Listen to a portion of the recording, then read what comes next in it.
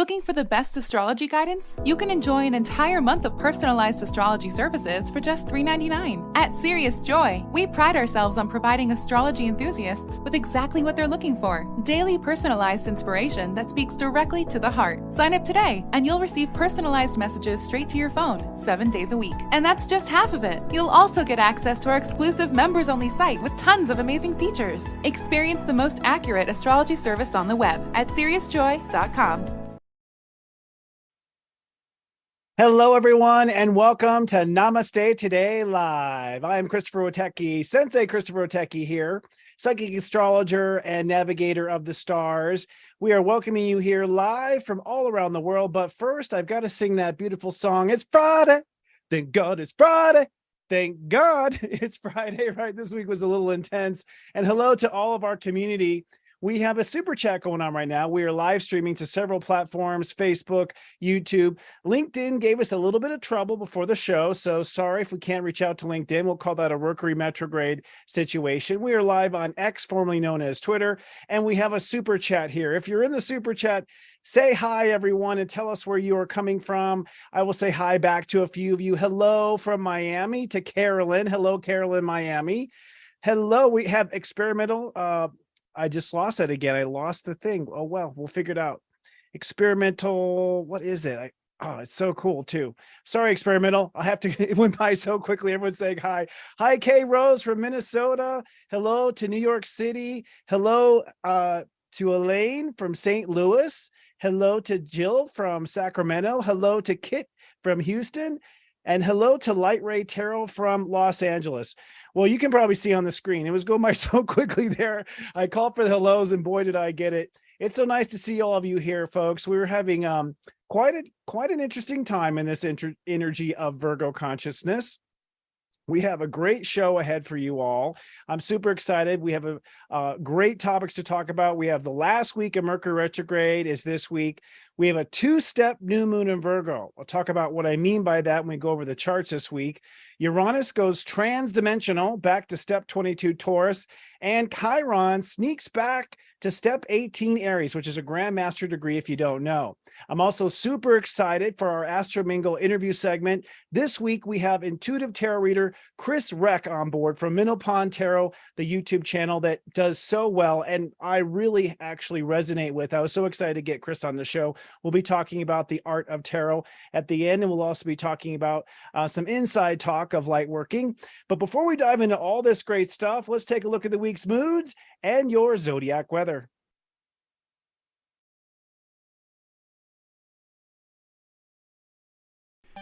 This zodiac weather is from Saturday, September 9th to Friday, September 15th, 2023. Looking at your weekend forecast, over the weekend, it's really about summing up what your soul is aiming for and then committing. Let's drill down. On Saturday, it's partly cloudy and empathetic. Step 16 means Neptune rules the day, so you are connected to your higher spiritual self, and you are integrating your spiritual goals into your daily life objectives. And with the moon in Cancer, you're feeling everything and everyone involved. On Sunday, it's partly cloudy and navigating. Step 17 Virgo means Saturn rules the day. This is the day where you are going to commit your heart and your soul to a new life. And the moon will shift into Leo, so your heart will weigh in on that commitment. Looking at your 5-day mood forecast for the week, over the course of the week, with yourself now committed, it's time to launch that new vision, which apexes with the new moon on Thursday. Let's drill down. On Monday, it's sunny with the chance of tough love, but it's also Love Fest Day, the most loving day of the month to love yourself and tell everyone that you love them. Step 18 rules the day. That means Mars is ruling the day. It's time to move forward with those life changes, and with the moon crossing Venus, you are feeling that love. On Tuesday, it's partly sunny and changed. Step 19 Virgo says it's time to hold space now. Earth is ruling this day. You're going to continue forward with your life changes, and you're going to focus on following through. On Wednesday, it's cloudy and reconciled. Step 20 means you are now feeling the future. The moon is the ruling planet, and the moon is also in Virgo, so you are feeling all the details about those future possibilities as well. You may have to protect some insecurities. On Thursday, it's sunny and idealistic. Step 21 means it's starting to get fun. It also means Jupiter is ruling the day, and the day is capped off with the powerful new moon in Virgo at step 21, moving to step 22 at 9:39 p.m. Eastern. And then on Friday, it's sunny and magnetic. Step 22 Virgo means Uranus rules the day. You are now officially transforming your future options to a new level, and Mercury stations direct at 8 degrees Virgo. If you haven't already, please be kind and do subscribe to our YouTube channel, SeriousJoy.tv. Hit the like button to make the YouTube algorithm happy. And do remember that today is completely sponsored by SeriousJoy.com, our personal Serious Joy service, helping you and guiding you with spiritual coaching and also a tremendous practitioner team. We have astrology-based spiritual life coaching that's 7 days a week. I do a podcast every day of the week called The Pep Talk. We have a daily angel message from Devin Dewar. We have sound healing with Kristen Ryder. We have metaphysical instruction and teachings from Robbie Hunt, and much, much more. I'll have details on our Serious Joy Personal Sensei service, but I will say happy birthday to Serious Joy. We turned 8 years old, our personal sensei service, this last Thursday. We are a step 14 Virgo, if you don't know, and quite proud of it, with our corporate sun in the third house. So we are definitely here to be a messenger of healing and light. I'll have more details about what's in Serious Joy this week and the features at the end of the show after my Astro Mingle segment with our guest today, Chris Reck. So with that, let's move on to our planets and transits.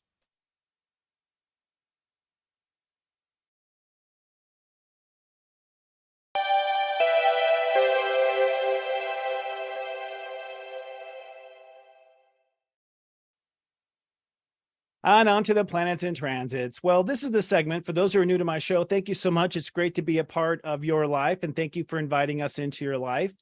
We are upon a very interesting time right now with the sun in Virgo. I'm not going to really go off course. I'm going to get straight to the point because I think this is what the week is ultimately about astrologically.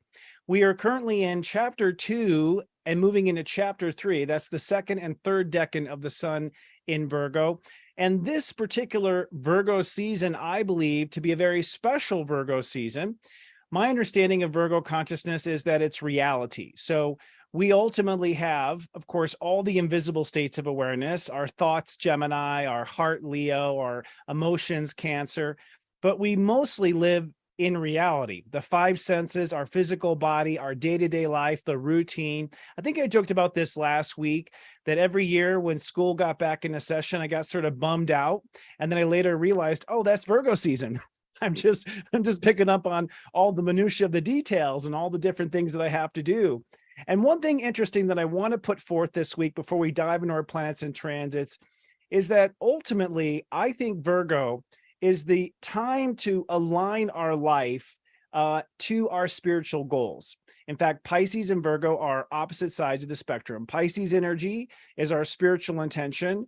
Virgo is how that intention becomes real. So it's the manifestation of our incarnation into the flesh. So spirit is our soul, and Virgo is our incarnation into the flesh. And every year when the sun goes into Pisces 6 months ago, we revisit our spiritual goals and we sort of overcome a spiritual lesson. Every year, I look at spirituality like the rings on a tree. Every year, our soul expands just a little bit. The universe is infinitely expanding at a decreasing rate. I believe our awareness also expands. So I believe our soul gets larger over time. That's part of what the step system sort of teaches. The lower number is the lower number of rings. A higher step number or a higher degree of a planet is a higher number of rings. And so we sort of add on the essence of that ring in Pisces. And then by the time we get to Virgo, we face our reality that we have been living in for the last year, because I believe we reset our reality every year in Virgo. And we also harvest our spiritual intentions. And we have the obstacle of one, letting go of what we no longer want to become. That's the first part. And that's what we've been doing up until this week. We've been letting go of a way we are to ourselves. We no longer want to become a certain way to ourselves. And in this last week, we've been giving a real hard look at what our life has become and whether or not our life is in concert with the spiritual intentions that we have, or if our life has blown off course. And I'll tell you, even though I'm in the business here of being a spiritual leader and helping people guide their lives, I gotta tell you, every time we get into Virgo, I feel like I'm way off course. Like I have to course correct every year. And I think that's because I could just get so down in the nitty gritty of details. And then I find myself just, it's like the internet. You click on a link that takes you to a page, it takes you to another page. And before you know it, you don't even remember what you searched for in the beginning of your search. That's sort of what Virgo season is. It's a course correction or not. I mean, you can stay off the wrong course. But one thing I want to talk about today, before we dive into all the nitty gritty of the Virgo details, is that this right now in this particular moment is a very special spiritual course correction that we likely have never had in a very long time. And that's because this year in March, we had Saturn entered into Pisces for the first time since 1994-95. It was the very tail end of 94 and moved into 95. And when Saturn comes into Pisces, this is where we take responsibility to end a spiritual era. So this particular year of 2023 is not your typical year of adding on a layer in Pisces and then seeing it come into reality in Virgo. Because Saturn went into Pisces, we have been, since March until now, course correcting or ending a major spiritual cycle we have with ourselves, particularly our karma with ourselves, as Saturn went all the way up to step 7, the Grandmaster step of Pisces, and then retrograded right at 7. To me, up to 7 is our story with ourselves. So in this particular year, for the first time in 29.5 years, that's the orbit of Saturn, we are looking at correcting our course on Earth from a much more profound perspective than we had before. It's the perspective of we have spiritually grown up a bit, that we are now ready to end certain patterns with ourselves, and we're really ready to start anew and start a new spiritual cycle. So given that, as we're now in Virgo, and we move on to this week I titled the week Opening to a New Life. And I believe we're going to begin to commit in this week to a new life. We have a new moon this week that plants the seeds of that new life, plants the seeds of a new lifestyle. And what makes this week particularly interesting is that the new life we are creating is not just a simple addition to our consciousness. Instead, this new life that we are creating is evident or reflects a new relationship to ourselves, a new spiritual deal with ourselves. That's a good way to put it, like a new deal. So ultimately, the difficulty here in this transit is the fact that we're so embedded in the old life and the old routines. And the weird thing about Virgo consciousness is that it sort of auto-corrects automatically, just like the body auto-corrects. I talked about this in last week's show, and I still think that this is a challenge, that we fall into habits, we fall into routines. Virgo is an earth sign. And so, I could tell myself, okay, that's it. I'm going to get up early. I'm going to go for a walk every day before I start my day, all this stuff. And then like 3 days into it, I'm wanting to sleep in again, or I'm wanting to go to my old life. So, so there's a bit of a struggle. And you might've been feeling that here in the last week as well, because we're sort of it was revealing to us the parts of our life that are antiquated, that are part of the old spiritual deal with ourselves. And so we have this trick of sort of ending one life and starting another at the same time. Meanwhile, of course, Mercury is retrograde. We'll talk about that as well. So we're also seeing our life from an inside out perspective, and perhaps we're seeing it from a spiritual perspective. And maybe that's what's adding the new Mercury retrograde, is to look at, well, what is the essence? And I talked about this, and I want to actually put forth the question of the week. The question of the week is, what do I believe my destiny is? What do I believe my destiny is? And when I say that, I'm referring to an essence that's in us, that has been in us from the very beginning. And I spoke to this actually with our Serious Story subscribers in my daily pep talks this week, where I shared some of my own personal life, which I will here too, is that if you go back through time, and this is the best way to see your essence, you'll see spiritual themes in your life over your whole lifetime. And one spiritual theme that I always saw were the planets. When I was a kid, I loved the planets. Every time I did a science project, it was about the planets. I have so many. I even won an honorable mention one time in this planet model that I made of the planets out of styrofoam balls. I still remember trying to paint that styrofoam. That wasn't easy. But I was always on the course of planets. I was always watching space movies. I was always interested in space. And then when I got into high school, I was convinced I was meant to be an astronaut. And I started going down that path of preparing myself to be an astronaut. And then right before college, I realized, oh, I'm not so crazy about actually having to go into the military. And I have past lives of being in the military. So as soon as I realized the only way to be an astronaut is to go through like the Navy or the Air Force, I was just like, no, that's not going to happen. But then I was introduced to astrology, probably by Linda Goodman. That was my first introduction. So my point is that part of the course correction of this week that we're about to do is to get back to what your essence is and what your destiny is. And you'll see that your destiny is a theme just like mine that has been working through your life, that it's always been a part of your life. This essence has always been something that has come up. It may have taken many forms, just like I described. I had many forms of astrology and many forms of being in love with the planets. And I was frankly surprised how this story ended up when one day I was producing television and a television producer said, you're really good at this astrology thing. I think you should maybe go for it. And that was the first time I went, oh man, maybe this is my destiny. Who would have thought? So over the course of this week, the question is, what do I believe my destiny is? Because that's the counterbalance to making choices this week. And this is a week of making some important choices. We're going to open up to a new life. We're going to commit to a new life. We're going to make lots of choices. And this is a course correction, not just, to get back on the path of our spirit, but perhaps to get back on the path of our destiny. I will say one more thing to this bigger picture kind of concept before we dive into the nitty gritty. And that is that we're at a very special time right now. This is something I'm interested in hearing from Chris Reck also, what he's seeing. But from what I can tell, the other interesting aspect about this is the fact that Neptune is in Pisces and Neptune is wrapping up its high degree transits in Pisces. The last time Neptune went from Pisces to Aries, by the way, was in the 1860s. And that was when we started the Civil War here in America. So it's been that long since Neptune's been in Pisces. That means that the entire collective consciousness is at the end of a spiritual cycle too. And I've spoken to this many times. I talked about Pluto returning to the United States natal Pluto position. So this was also a re-evolution of power and the way we govern ourselves.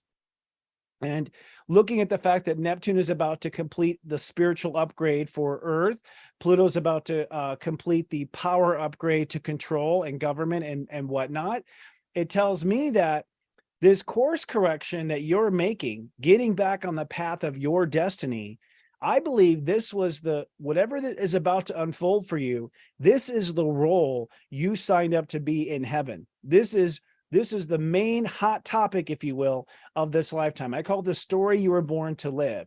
And I feel like when we're in heaven, we all say, okay, I want to come down. I want to work on my personal stuff. I want to learn certain things. But then I also think that we all want to be a part of major turning events of the earth. I think we all signed up to be here on the earth for this human re-evolution that I keep talking about.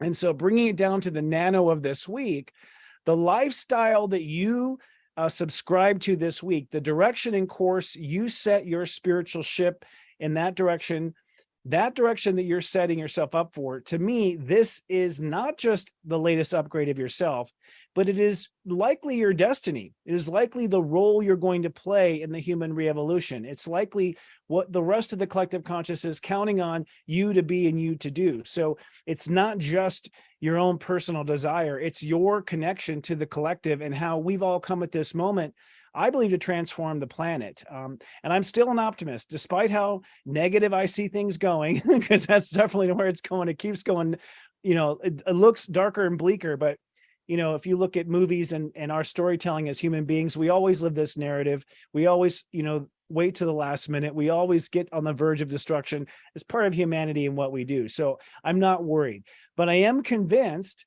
that this is the week where you basically turn the wheel and course correct and point your life toward your destiny and toward what you're here to do on the planet. And the planets do support this narrative, which I'll go into great detail.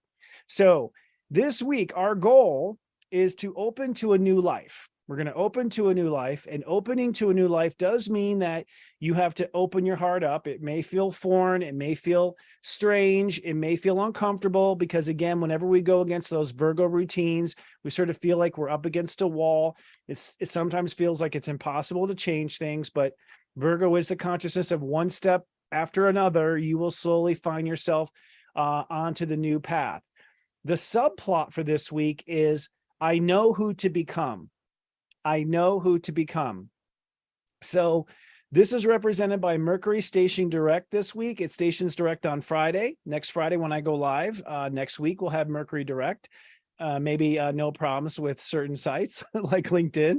But that Mercury stationing direct at 8 degrees ultimately is us coming to a conclusion about who we need to be to ourselves in order to create this life. So you cannot create the life you want if you're going to treat yourself the old way. And that's one of the secrets I've learned with the decans of astrology, is that each decan is built on the prior decan, the 10 degrees of each sign. And if you're not really having a good relationship to yourself to support your life, if you don't have the right relationship to yourself to support your success, then eventually your success or your lifestyle is going to teeter out because you're not supporting yourself from the ground up.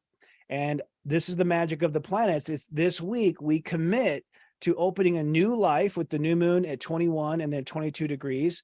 And we know who to become the day after Mercury stations direct at 8 degrees. We know who we need to be to ourselves. The only question is, what do I believe my destiny is? Because that will help me to point in the right direction. The very last thing I'll say, which just came to me intuitively, is, you have to be the one that believes and then proves to yourself in the world. One thing about Virgo is we tend to think, oh, I need to have the evidence first before I take the step. But the consciousness goes that it flows from Spirit Pisces to Virgo on the other energetic side, from the 12th house to the 6th house. That's the line of manifestation in a natal chart. So you have to believe before you see. And so I encourage you to not be discouraged by all the evidence that may say contrary. And if you listen to the success story of most people who become successful, I can think of so many, but the soul knows in the beginning that they're meant for something great. They know that they're meant for a certain path. It's a theme that's been in their life, their whole life. And sometimes you don't see the evidence of it until you start walking down the path.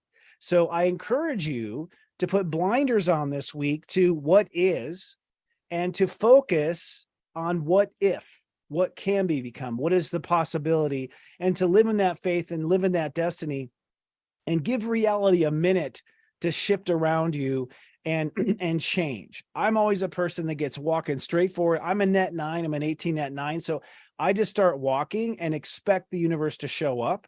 And that's always been my secret to pulling things off, is I do it until the universe says no. And the universe never says no. The only thing the universe says is sometimes not yet. That's been my experience. Sometimes the universe says not yet, but it still says yes. So looking at the planets this week, let's look at by groups. I like to look at the planets by the signs that they're in, because I see the signs as states of awareness. So when you have planets in certain signs, you're actually focusing on that state of awareness. This week, the sun moves from 16 degrees Virgo to 22 degrees Virgo. I look at a week, by the way, from Saturday starting tomorrow to next Friday when I'm on the air again. So that's the architecture of my week here.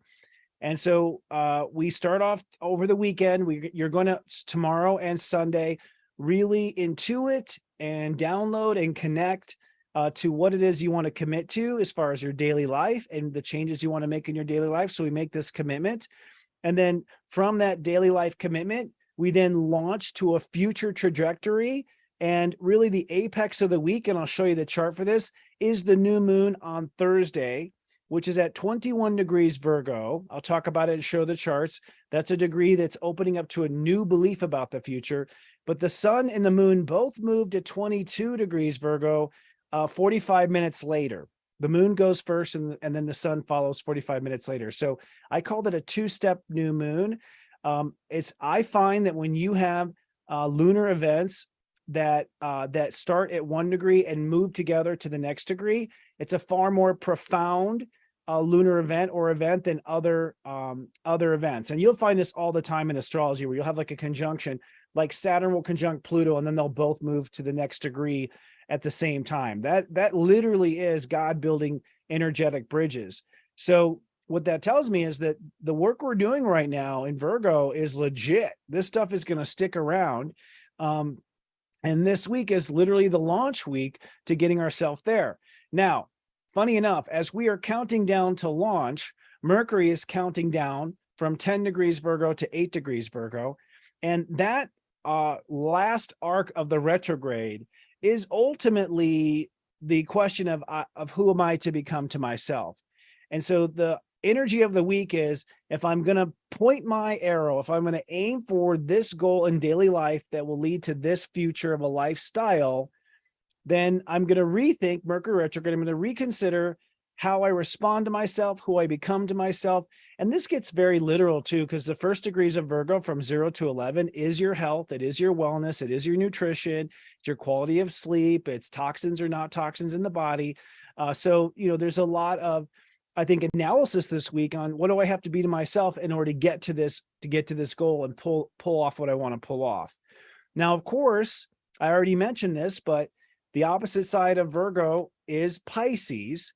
And I believe, I talked about this last week, that the Earth is always in the opposite sign of the sun, because when we're facing the sun in a constellation, we have the Earth to our back. And the Earth is the manifestation we are coming from and the manifestation we are correcting. So as you are creating this new Virgo life, this new lifestyle, you're manifesting a new spiritual story. And so we are kicking off officially, if you want to say, the sun in Pisces in March was the introduction of the new story. And then from that point, we flushed it all out till we got till Virgo. We flushed out that new story with our ego, Aries, that new story with our manifestation goals, Taurus, that new story with our thinking in Gemini and our feelings about ourselves in Cancer. Then in Leo, we really had a change of heart about this new story and this new level of our spirituality. And now in Virgo, we're going for it. We're manifesting this new story. Saturn has retrograded to 2 degrees all week, and Neptune's at 26 degrees Pisces. So what's interesting is we have Saturn in the first decan of Pisces, Neptune in the third decan of Pisces, and the Earth basically this week manifesting the steps in between. And Saturn to Neptune pretty much describes the spiritual story going on. Saturn in the early degrees of Pisces is saying, hey, I've got to take responsibility to end my old spiritual patterns with myself. I'm no longer going to dump on myself, or I'm no longer going to, talk down to myself like I was raised to think, or whatever those spiritual cycles with ourselves. As Saturn at 2 degrees Pisces, we're now taking responsibility for emotional funks that we find ourselves in that's part of our pattern. So I talked about, the essence. I've always been on this path for planetary growth. I've always been on the planet story, all the way up to becoming an astrologer, just near missing the astronaut goal. But there's also emotional patterns we've had with ourselves. We fall into depression, or we fall into laziness, or we fall into the feeling of apathy, let's say. We have emotional patterns. And so Saturn at 2 degrees is saying this week, you've got to take responsibility for ending those emotional patterns with yourself, those lunar patterns that you fall into, because it could disrupt and prevent you from manifesting the life you want to lead. Just like I said earlier in the show, it's like the first 3 days of the week, I'm waking up early, I'm going on that walk. The fourth day, I hit one of my emotional patterns and I realize, I don't feel like it.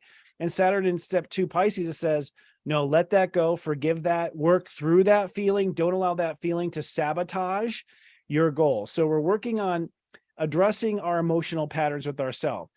Then Neptune at 26. 26 is a Saturn-ruled degree, so it means that we are committing now to a new spiritual destiny, or we are recommitting, because Neptune is retrograde. We are recommitting. We're looking at it from a different perspective. We're re-examining.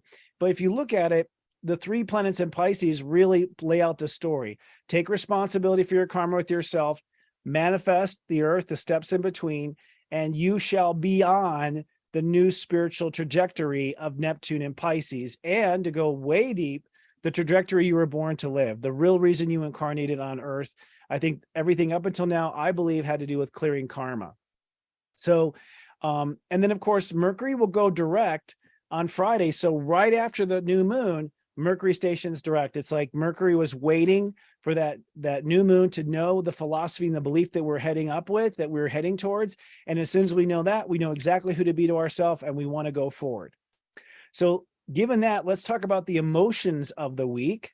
Hello, everyone. It's nice to see people. Hello, Jean Davidson. Nice to see you. So the moon is currently in Cancer. Can you feel it? The moon in the combination of the moon in Cancer and the sun in Virgo is like so hyper aware, and the moon is our emotions. So when the moon goes into Cancer, we're hyper aware of our emotions. I was like not comfortable in the clothes I was wearing. I was like, you just sort of like kind of feel kind of squirmy in your chair at the moon in Cancer. We're really getting, today and tomorrow, the moon. Today, tomorrow, and half of Sunday, the moon is in Cancer. So we're really feeling through. So pay attention to your feelings over the weekend, in essence. What are you feeling? What are you picking up on? And remember that sometimes our feelings pick up on things our mind ignores, right? Sometimes the mind doesn't realize that we haven't locked the door, but you lay down in bed and you feel like something's off. Something's not right. I'm not sure what's right. Your mind's like, I can't think of what I haven't done, but you feel something's off. And you go out looking around the house to realize, I didn't lock the door. I didn't close the window. I didn't do something. So our feelings are a great guide to what's missing, because emotions are a meta consciousness. They're a super consciousness. There's a ton of data in an emotional. One drop of feeling can equate to 1 million thoughts and 1 million conversations. So really listen to your feelings. Although you might be a little moody over the weekend, but you're really processing what you might be missing with the moon in Cancer. Then the moon moves into Leo Sunday, Monday, and Tuesday. So late Sunday, Monday, and Tuesday, we're getting back in touch with our heart. And this is a big deal. I'll go ahead and segue to this now, actually. We had Venus retrograding in Leo. And so when the moon crosses over Venus, I believe that will be, and that, by the way, is that going to be on the 21st when it's Love Fest Day, or the 20th? I'll have to see here. Oh, no, excuse me. I think it's the Monday, the 11th. Oh, okay, September 11th. That's interesting in the United States. So September 11th is Love Fest Day, the day when the moon crosses Venus. We had a Venus retrograde. For those who are just joining us, we had a Venus retrograde that lasted for 42 days. It started on July 23rd and it's September 3rd. The reason why it was unique is because this is the first time Venus has exclusively retrograded in Leo only since 1812, and before that 1722. So it was a major change of heart. Venus stationed at 12 degrees, and the moon will cross over Venus at 12 degrees on Love Fest Day, which is Monday, which ultimately is going to be your heart ratifying the plan. And that's really important. Your heart has to be on board this new life. This is definitely a time where you must pick your favorites. And you might be thinking in the Virgo energy, I've got to be realistic. When I think of realistic, I think of the amount of time it's going to take, not whether or not it's possible. I never wonder if it's possible. I know it's possible. Question is, how long will it take? How much will it cost? What will I need to do to pull it off? But we ratify our heart's dreams on Monday when the moon crosses Venus at 12 degrees, and we end up ratifying all the work we went through in the Venus retrograde. And I had a lot of conversations with people. I did a lot of readings over the Venus retrograde, a lot of changes of the heart, a lot of changes of relationships, a lot of people doing a lot of relationship release, where you're still hanging on to someone, or still dreaming about someone, or still staring at someone's profile on Facebook, wondering if you're meant to be. And that Venus retrograde pretty much closed the door on those and cut off those loose strings, I found. But come Monday with the moon in Leo, your heart gets on fire about what you want to, the direction you want to go. And that happens on step 18, the same day that we're going forward with our intentions and our manifestations. You commit Sunday, you go for it on Monday, and we go for it as the moon crosses Venus, and Venus moves to step 13 like moments later. So it ends up being like, not only does your heart feel it, but then you realize you've got to go to the next step of this heart's journey. So we really realize, okay, not only am I in love with this, but I'm taking it to the next step. I'm taking it higher. I'm going higher with it. So this is a real boom, boom, rah, rah, inner cheerleader, I think, beginning of the week. Then the moon goes into Virgo in preparation for the new moon. It goes into Virgo. It looks like sometime early Wednesday. The new moon is Thursday night at 9:39 p.m. Eastern time. And so I just want to caution that you sort of feel through it over the weekend, then your heart gets really excited, then the moon goes into Virgo. And when the moon goes into Virgo, at that point, suddenly you might have doubts that whether or not it's possible. And that's the moon climbing through the degrees of Virgo to the new moon apex at 21 degrees. There's always a review of all the stuff you learned. And so the real beginning of that new moon in Virgo will be the processing of who you have to become in order to pull this off. You're going to realize I've got to change on the inside if I'm going to pull this off and really make this happen the way I want it to happen. So I encourage you, don't let the prelude to the new moon get you down. Okay. You have to process the logistics, the costs, the reality. But like I said, we want to remember, what do I believe my destiny is? That's the question to ask yourself when you go through the blues of the new moon. I do think there'll be somewhat of a blue new moon in that sense in the beginning. We just had a blue full moon, right? That's kind of interesting. And then, of course, we have the new moon. So by the time the new moon apexes, you are feeling it. You're in love with the story again. And then the moon will shift into Libra on the end of Friday, probably around the time that I do my show next week. So it is ultimately going to be a bit of an emotional week, because we start with Cancer, we get all rah-rah and Leo, then we get all, oh man, this is a tough reality to overcome with the moon goes into Virgo. And then we're back up again, super excited and ready for the vision of the new moon, which is super cool. Some other interesting stuff this week. I want to hit all the different signs and what's going on. That's the lunar course of the week. Aries, okay. Aries, Chiron has been in Aries since 2017. Chiron was at step 19 Aries for 97 days. Now, Chiron reveals to us where it is that we need to heal our wounds, where we need to embrace our wounds and turn our wounds into medicine, to turn that old poison into medicine. So it's usually a nasty taste in our mouth, wherever Chiron happens to be. Chiron at 19 was us for 97 days, which is basically the entire summer. We were facing our fears and trauma around whether or not we could pull it off, whether or not we could change our life. So we were healing anything that kept us from believing that we can change our life and make our life better. That was Chiron retrograde at 19 Aries. Chiron moves to 18 Aries on Sunday. So what's really interesting is on Sunday, that's the day that you go, okay, I'm going for this new life. I'm opening up to a new life. I want to live a different life. And as soon as you commit to living a different life, Chiron moves from 19 to 18, which to me, again, the reason why I'm so convinced of the accuracy of the steps is the freaking timing of things. At the very moment that you commit, I'm going to go here, suddenly my fear, which has been for 97 days focusing on, can I do it, moves to, can I actually get started? Can I pull it off? Can I do the action? So it's not whether can I bring it to term, it's facing fears and issues about how I take it to term. So now the question is, how am I going to do it? What are the actions I'm going to take?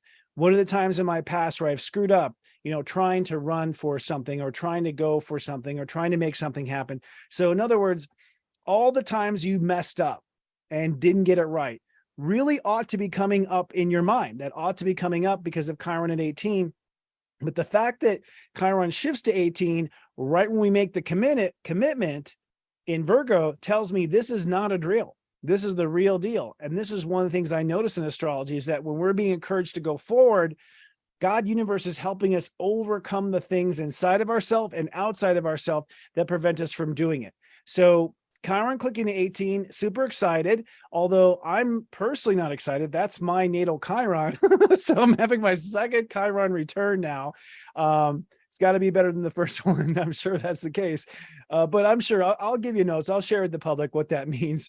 The Chiron and Aries generation of souls are all souls that made big mistakes in past lives, did the wrong action. I like to joke with Bugs Bunny. We made the wrong turn at Albuquerque. We ended up somewhere we didn't expect. So we are very obsessed with basically Gen X is most of it. Gen X is obsessed with getting it right, which is ironic because Gen X has this reputation of not doing anything. In reality, we're the generation that cares the most about doing it right. But that said, we have Chiron shift to 18 on Sunday, a real indication that this story is going to unfold. The North Node is at 25 degrees Aries and actually stays at 25 degrees Aries, by the way, until September 27th. So the node stays at the same degree, the South Node at 25 Libra, the North Node at 25 Aries. To me, this is the universe is pointing us. The North Node is the conscious current of where we're pointing, is pointing us to reinventing our character, reinventing our goals, reinventing our long-term action plan. And 25 is spirit, and that's to a 7. Neptune, that's a 20, that's a Neptune degree. So the North Node is saying basically what Neptune is saying. It's time to aim for your destiny. Another reason why I said the key question of this week is, what do I believe my destiny is? That North Node at 25. Incidentally, the South Node at 25, Libra, does say certain karmic cycles with people are ending. So, certain relationships are ending. Certain relationship patterns are ending. We're coming out of an era of being caught in certain relationships. All the readings I had this week, the key question was, where is the love of my life? Where is my true love? Like, I'm seeing that that's a big deal. And I kept thinking to myself, to aside, like, oh, this is interesting because we had Venus retrograde. So people are really getting the heart of things. It's also interesting because of the South Node at 25 Libra, that people are leaving a certain relationship pattern and that they're moving towards a new expression of themselves. And the answer I gave in every reading was, the universe is waiting for you to go through this completion and this transition in your life to become this new character, to get on this new destined path. The road to heaven is single file. We meet our friends and family on the other side. But once you are on that path, I believe you will meet that person. If you're waiting, if everyone's waiting for love out there, you will meet that person on this new journey. You were meant to meet the person on the new path and the new character after you'd faced all that karma with yourself and stopped those Saturn and early degree Pisces, stop those little patterns that you do with yourself. You can think of it this way. The old you would have annoyed them. You know what I'm saying? Like, the old you would have annoyed them. It's time to become the new you. So hang in there, people. I think we're going to be in transition and meeting the people that are important in our lives. Now, speaking of transition, we have the energy in Taurus, of course, and I think that's what makes this moment very interesting right now. If we have Jupiter in Taurus, we have Uranus in Taurus. And when Jupiter and Uranus, when Jupiter's in Taurus, things happen. We make things happen. I think to 1999, 2000, when Jupiter was in Taurus, and everyone was scrambling to rewrite all the code in software because there was this fear of Y2K. It was a very productive year with software. It's also the year that the .com boom popped, which is interesting, and forced it to be more realistic and more profitable. I give that to Jupiter and Taurus. Suddenly profitability mattered when it came to the New York Stock Exchange. But so we're in this time now. Now Jupiter's at 15 retrograde Taurus, went retrograde last week. That means that all the values you've come up with in your daily life, all the things that you expect to create in your daily life, you can now put on hold for a while. Jupiter will retrograde to step 5 Taurus and goes direct New Year's Eve, but there's enough on your plate. But in the Uranus spectrum, Uranus will retrograde to step 22 Taurus this week, which is the magical transformative degree. And that means that we once again move into a no man's land of energy. Like, in other words, it's going to be unpredictable. And Uranus moves in to 22 degrees, back to its grandmaster degree. Uranus rules 22. It moves back to 22 on Tuesday, which is the day after you say, let's go for it. So we commit on Sunday, we go for it on Monday. Chiron goes to 18 degrees on Sunday, like I mentioned. The moon crosses Venus on Monday, so you feel this new enlightenment. And then on Tuesday, Uranus goes back to multidimensional step 22, which means that the future is unwritten at that point. Once people are on their path, how it manifests, how it turns out, it's changing and metamorphosizing metaphysically with Uranus at 22 degrees. So I find that to be super interesting. The last couple of things I want to point out, and then I want to show you a couple of charts, and then we'll go into our weekly tea time forecast. I talked about Venus. Venus actually starts to pick up speed this week. We have the Love Fest, the moon crossing Venus at 12 degrees. That happens on Monday. And then Venus moves to step 13 later on Monday. So right away after that sort of promise and that allegiance to your heart, the moon and Venus are moving through the high degrees of Leo, and you begin to carry that dream to the next step. So I believe you're going to really feel your dreams move forward this week. You're going to feel your heart move forward.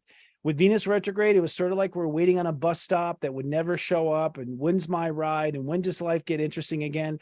The answer is, it looks like life gets very interesting and creative this week, particularly Monday, and Venus wraps up on step 14 on Friday. So that means that we're going to be really beginning to creatively hone our creative vision. We're also going to hone our vision for what our heart wants. Black Moon Lilith in Leo is at 27 degrees Leo this whole week until Friday. 27 is us facing our fears about doing it. So that's another reason why I think this time is the real deal. As far as, I don't know how many times you tried to manifest your dreams or go forward with it. Why is this time the real deal? This time is the real deal because we have Chiron erasing our fears and healing us from the times we failed in the past. We have a Venus retrograde that gave us a change of heart. We have Black Moon Lilith that's forcing us to change our fears around our personal dreams. And interestingly enough, we have the new moon on Thursday. So we basically plant the seeds. On Friday, we go to step 22 and the sun trines Uranus. So that means things go nuclear, and that means anything goes. And then as soon as we have that anything goes sort of mantra, Black Moon Lilith goes to 28 on Friday, which means we face fears not of doing it. We face fears of whether it will happen and turn out, whether the cake will turn out, whether the job will turn out. So again, the fact that our fear moves from doing it to will it turn out tells me we're likely going to be on the path of doing it this week, because our fears are going to shift to whether or not it turns out, not whether or not we should go for it. So you overcome the fear of whether or not you should go for it. You're ready to make the jump. And I think that new moon is the rah of making it happen. Mars, our ego, moves from step 8 to step 12, Libra. So Mars is having us really trailblaze and put into motion that relationship to ourselves. And by the end of the week, we're going to start looking at relationships to others.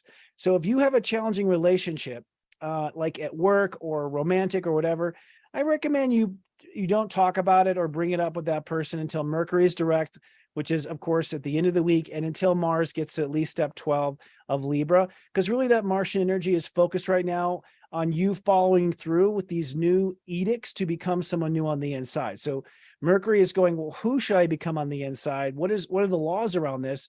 And Mars and Libra are saying, okay, let's do it. Let's start that new regimen. Let's start that new diet. Let's start that, new nutrition that's going to make me feel better.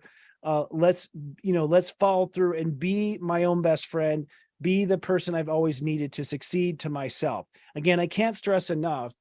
There's no way we're going to change our life and live our personal dreams if we're going to be the same person to ourselves. You don't have to have it right, but you do have to do it differently. Okay.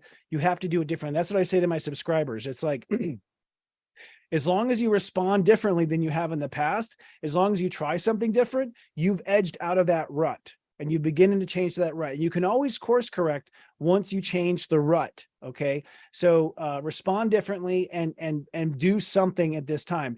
You'll take advantage of the planetary energy and the momentum to pop yourself out of that rut and onto your new path. It might be a little messy at first, but that's okay. The last thing I want to bring up is Pluto. Pluto is at 28 degrees retrograde Capricorn, and Pluto will move to 27 degrees Capricorn on September 21st. So a lot of people have asked me, hey, when is all this shift going to build up to a crisis in politics or with the world? Like, because everyone can sort of see a lot's going down and we've seen a lot of bad things happening. When Pluto retrogrades to 27 degrees Capricorn on the 21st, that's when I think shift will hit the fan. But what's interesting is we are preparing for that moment because the sun in the 20 degrees of Virgo is trining Pluto in Capricorn, which is also trining Uranus at 22 Virgo. So basically what that means is that grand trine in air is going to create a metaphysical storm, if you will, that sort of sets up and frames up a new manifestation in the future. And this new moon at 21-22, which trines into Uranus at 22, I'll show you the chart here, trines into Pluto, which means the old power structure, the old way of controlling is going to break down and die. Pluto at 28 says we're holding space for it. When Pluto goes to 27, that's when the power starts to change. So you're setting up for a major change of power between this week and the 21st. And then I predict the power actually starts to change on or after the 21st when Pluto goes back to, by the way, that's the United States Pluto, 27 Capricorn. So it's the next chapter in the American re-evolution. A lot of rumors right now about Biden maybe not running. I mean, I'm not super political, but I find that to be fascinating. That will be the sort of hat trick I would expect from the universe starting around September 21st. And who would that be in his place? It's very interesting and curious. I think you're going to see a lot of things end up quite different than what they are right now. I think we're still living the karma of the last election, and I don't think we've unveiled the karma of the new election yet. That's all I'll say on the political front. I don't like to get political, but I do want to point out where the planets are pushing those narratives, and they are pushing that narrative. Again, Pluto pushed that narrative on September 21st. Ought to be very interesting. So let's do a quick little tour here. I'm going to share screen and show the planets. I got to move things around here on my multiple screens and give you a little preview of the key planets and key dates. If you don't know, we're calling this month of September The Magic Unfolds and Rewriting History. When I say we're rewriting history, we're rewriting our own personal history, and we're also rewriting world history. Personal history is now until the 21st. World history is after the 21st. The first date is Sunday. I basically show, by the way, with my charts, I show the key dates when things are really important, when things change. And the first key date is really this Sunday. That's when the sun at step 17, you decide the direction you want to go, the direction you want to aim your life. 17 is a Saturn ruled degree. Saturn ruled degree means you have to be on top of your emotional moods that you go through in yourself. But also interesting, it's a Saturn degree, so it ties into Neptune, which is 26 net 8, which is also Saturn. So really, to me, Sunday is the day where you change your own history, where you change your destiny. And it comes from that commitment at step 17. Mars at 9 at that very moment, Mars Grandmaster 9. It means if you're going to do this, you've got to act on. Step 9 is to act. You've got to act on your mirage to yourself. You've got to be the friend you need to be at that moment. Mercury retrograde at step 10 is saying you're going to have to manifest and become someone different to yourself if this happens. And lo and behold, Chiron has slipped into 18.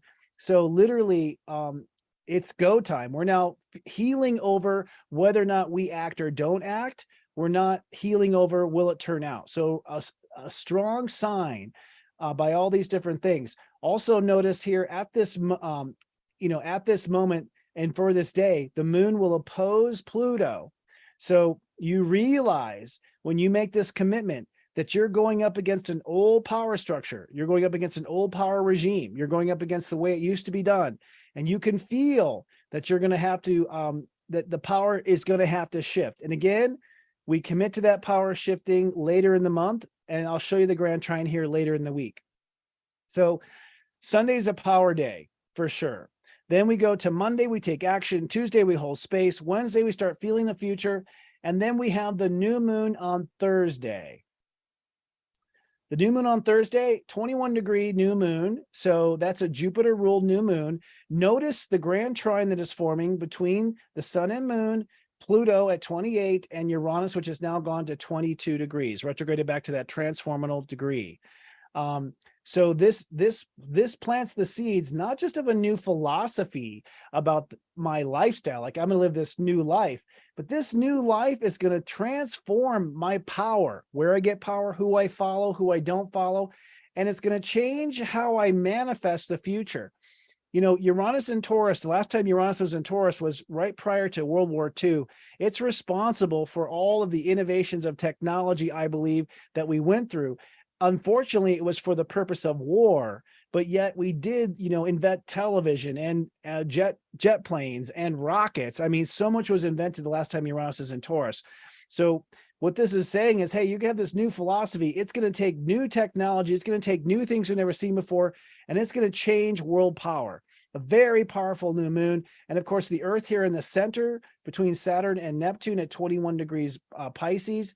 It also rewrites the story. I look at 21 as the story. It rewrites the story of what I was born to live, the story of my destiny. So this sort of answers the question, what do I believe my destiny is?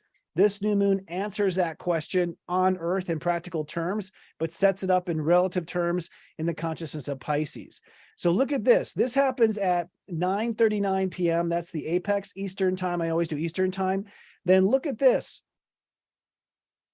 At 10:12, which is about a half hour, 35 minutes later, both the sun and the moon have progressed to 22.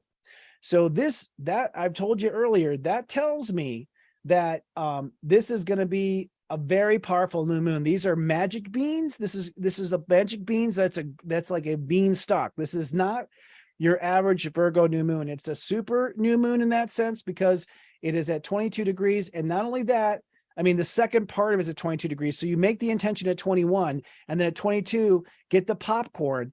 And of course, this 22 completely trines natively to Uranus at 22 Taurus. So to me, this is where you go down the rabbit hole and you realize you're not in Kansas anymore. Things are definitely going to be shifting in a big way. Then the next day, Mercury stations direct. So I love the timing of the planets, man. It's like new moon, new vision, cue Mercury. And Mercury direct exactly at 8 degrees. Now that, I don't talk about minutes very much. I'll be talking about minutes in my book. I mostly talk about step numbers. In my book, I get into what the minutes mean. But if you have a 00 minute aligned with a degree number, it's a new beginning, a complete fresh start. This is a new you. You're a new sheriff in town when it comes to your relationship to yourself. It is not the same old you, and it's a new attitude. Mercury at step 8 is a commitment, a fortitude, and attitude. This is where we start to look at with Mars at 12, looking at our life and where our life is going. And then it's after that later in the day. So this is at 421. I wonder which one comes first. I may have got this out of are they both at 421? No, I must have messed this up somehow. 421 and 421. Yeah, I actually did not do the exact time of the sun trining. Actually, that is the exact time. So maybe, that's fascinating. I'll have to look it up. I'll have to look it up on the break to see if they happen at the same time. But basically, the sun, trining Uranus at 22 degrees. Oh, no, this is later. I'm getting it right. 4:21 p.m. And this is 9:23 p.m. Okay, I was having a Mercury retrograde moment there. Sorry. So yeah, literally at 4 in the afternoon, Mercury stations direct. And then later on at 9:23 p.m., the sun does a full-on trine to Uranus 2257. And the moon now has moved into believing. This is where what's interesting here is you emotionally have got to believe in your relationship to yourself, and Mars, you've got to believe in your relationships. And I think that sets up a question next week for, can I rely on my relationships? That'll be one of the themes of the week. We also have what I call a dilated yod here between the moon and Mars. That just means that this spectrum of consciousness, everything from my relationship to outer relationships, is very important and ties into my karma with myself and my new values at the same time. But in the end, the sun trining Uranus, a revolutionary event, basically, I would put it that way, a revolutionary event in that, life is changing. So that wraps up our planets and transits. Did it exactly in 1 hour. I'm so proud of myself, but that is our cue. Go steep yourself some tea, my friend. Let's have our weekly tea time.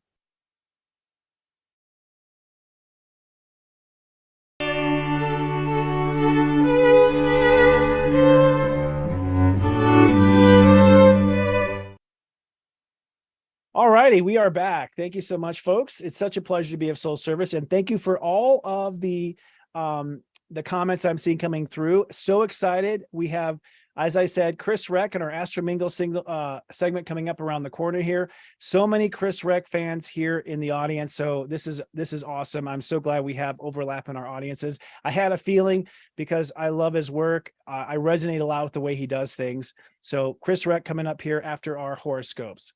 So I'm going to give a horoscope now for all 12 signs. We're going to zip through this in 30 minutes. That's our goal. And this week, what I'm going to be doing here is discussing 4 areas, as I always like to discuss, 4 areas of the planets. First, I'm going to talk about that new moon in Virgo, the 21-22, the 2-step new moon. Where is that playing out for your life? I'll talk about that. Where is it playing out in your life? Where are you going to have a new belief for the future? Then I'll speak to Mercury direct at 8 degrees. And so what does that mean you have to become to yourself? If you're going to go on this new philosophy, what must you become to yourself? So we'll talk about Mercury direct and what that will mean.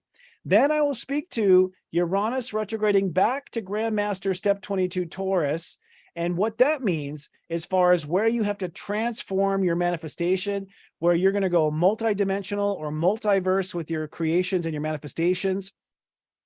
And what to look out for and what to keep your mind open for. Of course, you'll also be linking the new moon to that new transformation. So we'll talk about that link. And then finally, I'll talk about Chiron at 18 degrees Aries, returning back to the Grandmaster degree of Aries. I didn't say that earlier, but 18 Aries is a Grandmaster degree, which means that it's character defining. So Chiron at 18 means we're going to define our new character. We're going to find a new character, at least one in our daily life. So it could be that you redefine yourself in your profession, like I'm an astrologer, but maybe now I'm also a psychic astrologer. You might find that you change titles in what you do with Chiron going back to 18. You might finally come out of the closet and admit that you're a psychic astrologer, not just an astrologer. So you might come out and be fully forthright, because maybe you were afraid to say you were psychic, or you're afraid to say you could read past lives. So the Chiron at 18 is very significant in that we're ready to act on and heal anything that limits us from taking action. And we'll talk about that for all 12 signs. All right. And I will continue to drink water as we go.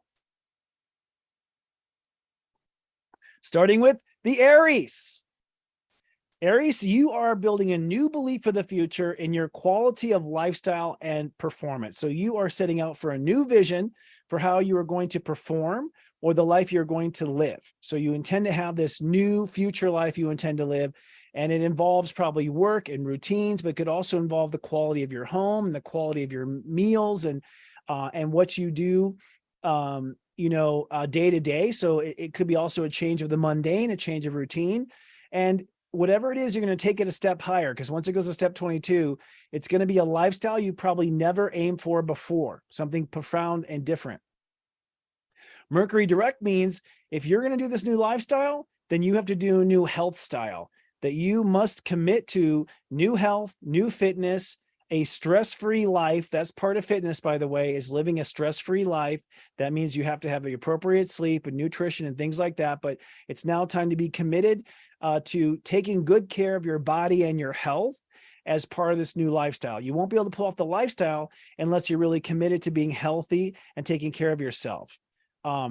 Also, so Uranus at 22 Taurus, this means that when it comes to your income, this is what Uranus is working on: your passive income, your abundance, your potential to make a lot of a widget, or your potential to take a product to market. So you're going to elevate your productivity. You're going to elevate your potential for manifestation. You're going to elevate your plans for abundance, or re-examine those plans. And that's going to tie into your lifestyle with that Sun trining Uranus. So it ties in to the life you're going to live. And Chiron retrograde in your sign, Aries are healing all of their mistakes right now and everything they've done to trip over their own feet. It's now time. It's another shot of getting it right with your behavior. So this is a new way of behaving, a new way of responding. Perhaps you are, putting up the white flag and ending a conflict with someone or something.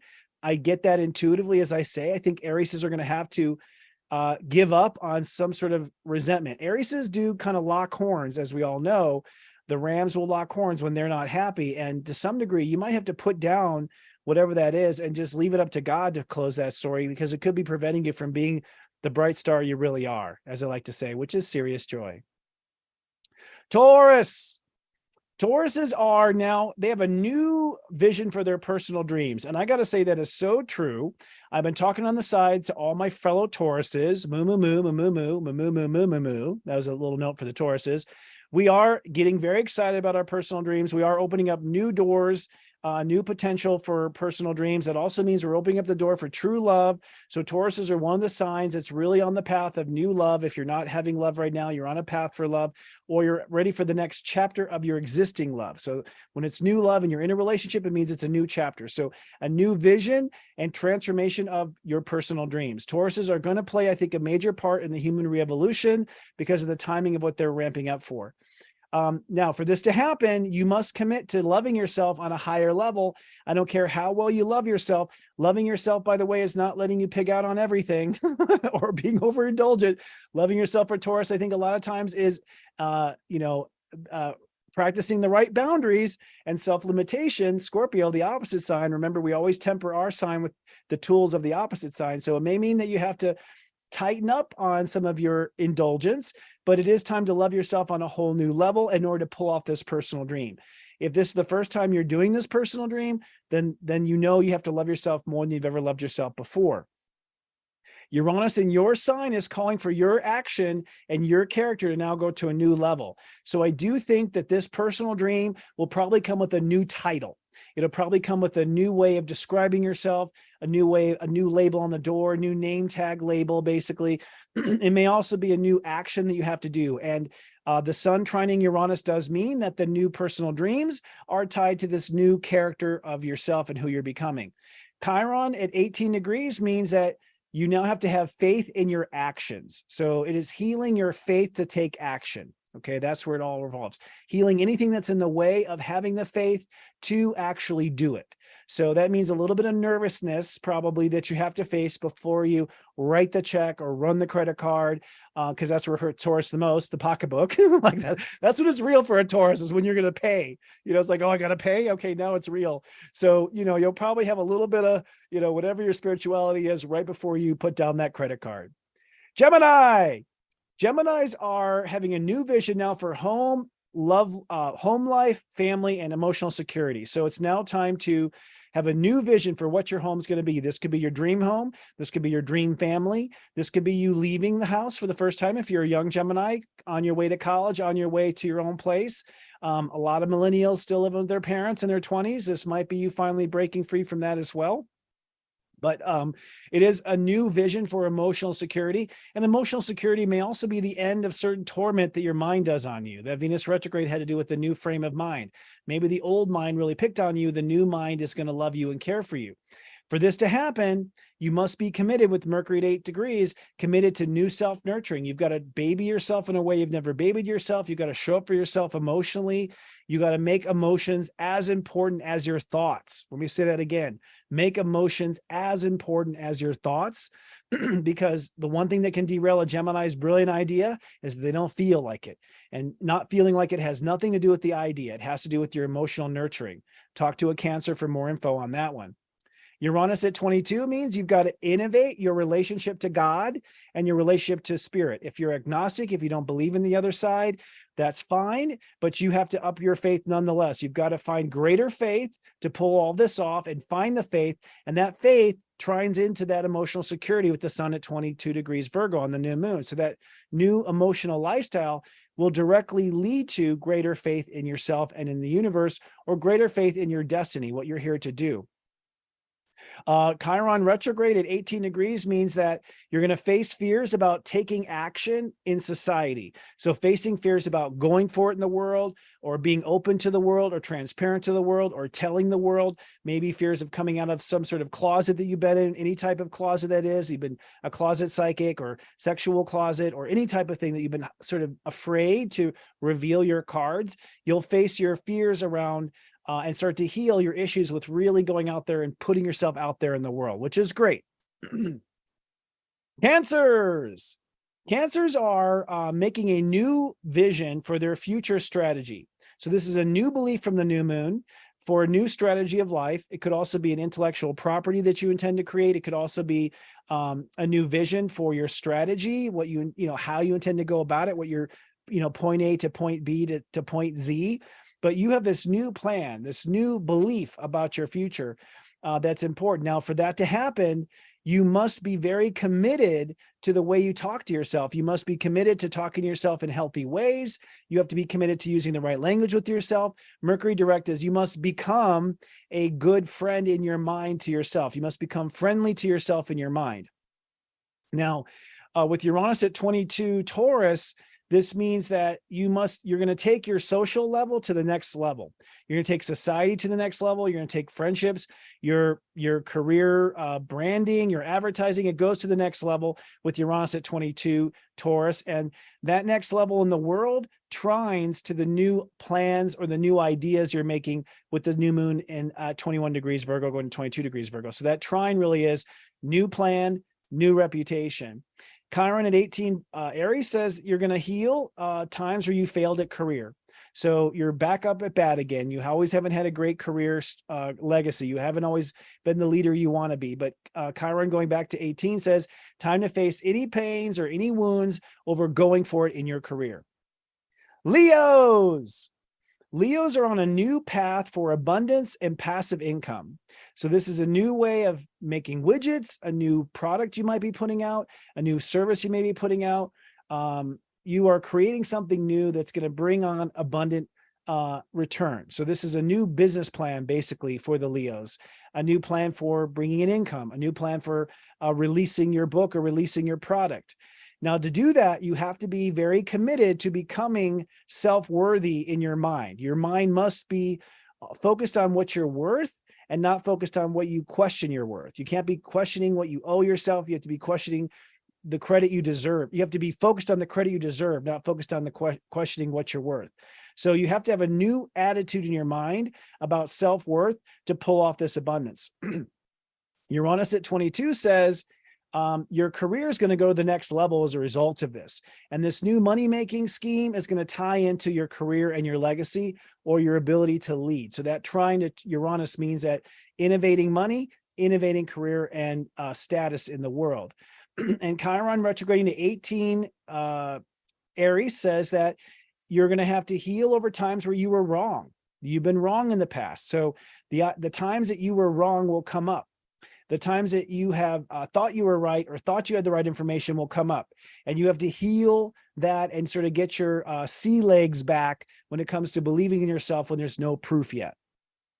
Virgos, happy birthday, Virgos. Virgos are now creating a new character action plan. So Virgos want to be someone else when they grow up, basically, is what this new moon is. I want to be someone else. I believe in this part of my character. This might be a Virgo pulling a trick out of the hat, realizing that you're ready now to do something you've always wanted to do. Most Virgos I know what they want to do at like age 11. They know everything they want to do. And their problem usually is that they have too many things they want to do. So this may be that you're finally getting to something that you were thinking about when you were 12 or 13 or when you were first married or something like this. So it may not be new. It may be finally it's time. Remember I said the universe doesn't say no. The universe only says not yet. Well, maybe it's time now to be this person and to go there. And of course, this applies also for Virgo risings as well. In fact, I know more Virgo risings than I know Virgos, come to think of it. And I can say that's the case. Now, for this to happen, you must be committed to the way you treat yourself. You have to treat yourself like the winner, treat yourself like the artist, treat yourself like this new title you're giving yourself with this new moon at 21 degrees, and make sure that every response to yourself is treating yourself as if you're already there. That's one of the secrets of manifestation. I have found that if you behave as if you were there, you law of attract the opportunity much faster. Now, Uranus at 22 Taurus says it means that your life purpose has just gone up to a new meaning. You're innovating your life purpose. You're taking your purpose to a new height. Life has a greater meaning now. It has more relevance. There's less, it's more aligned and more streamlined. And that new character is tied directly to a new purpose or a refreshed purpose. It could be a renewed old purpose too. It could be you getting back on that wagon or getting back on that train again.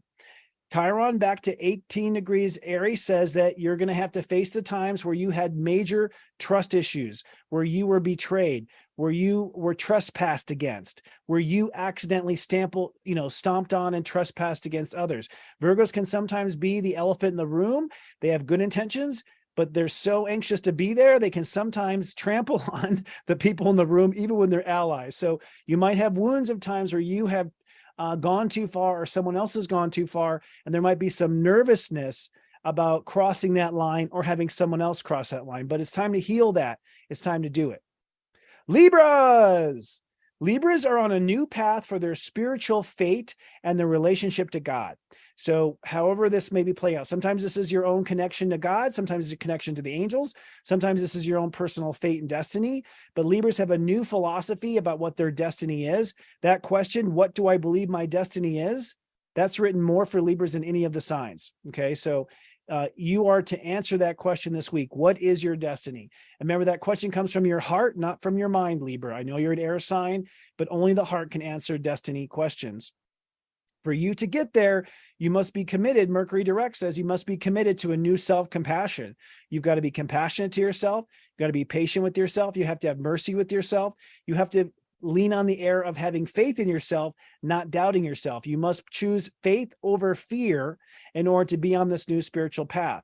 Uranus hitting 22 degrees means that your life is going to go through a major transformation because it's in the 8th house for you. So your life will dramatically change. And this is tied to this new faith. So the commitment to the new faith, the commitment to the new relationship to God dramatically transforms your life. It's going to be a life makeover. It will take time for it to happen, but that means you may not recognize yourself 1 year from now is what I'm saying. The Chiron retrograding back to 18 degrees Aries, healing wounds around relationships. I know that sounds cliche, but that's where Chiron is. You're going to have to heal from the times where you went too far in a relationship, or you didn't go far enough, or you chose the wrong person in the first, second, or third marriage. I had a few readings with chapter 3 Master Libras this week. And I always say to any Libra born at 20 degrees after, 3's a charm. I have yet to meet a Libra who is still married on their first marriage at step 20. They usually have 2 marriages before they get to that final one. So you got to forgive yourself and heal over the relationships that didn't work because they were leading to the relationships that will and do work. Scorpio is going to be on a new social ambition and reputation. Scorpios now are aiming for new sites in society. It could be a job title change. It could be that you change industries.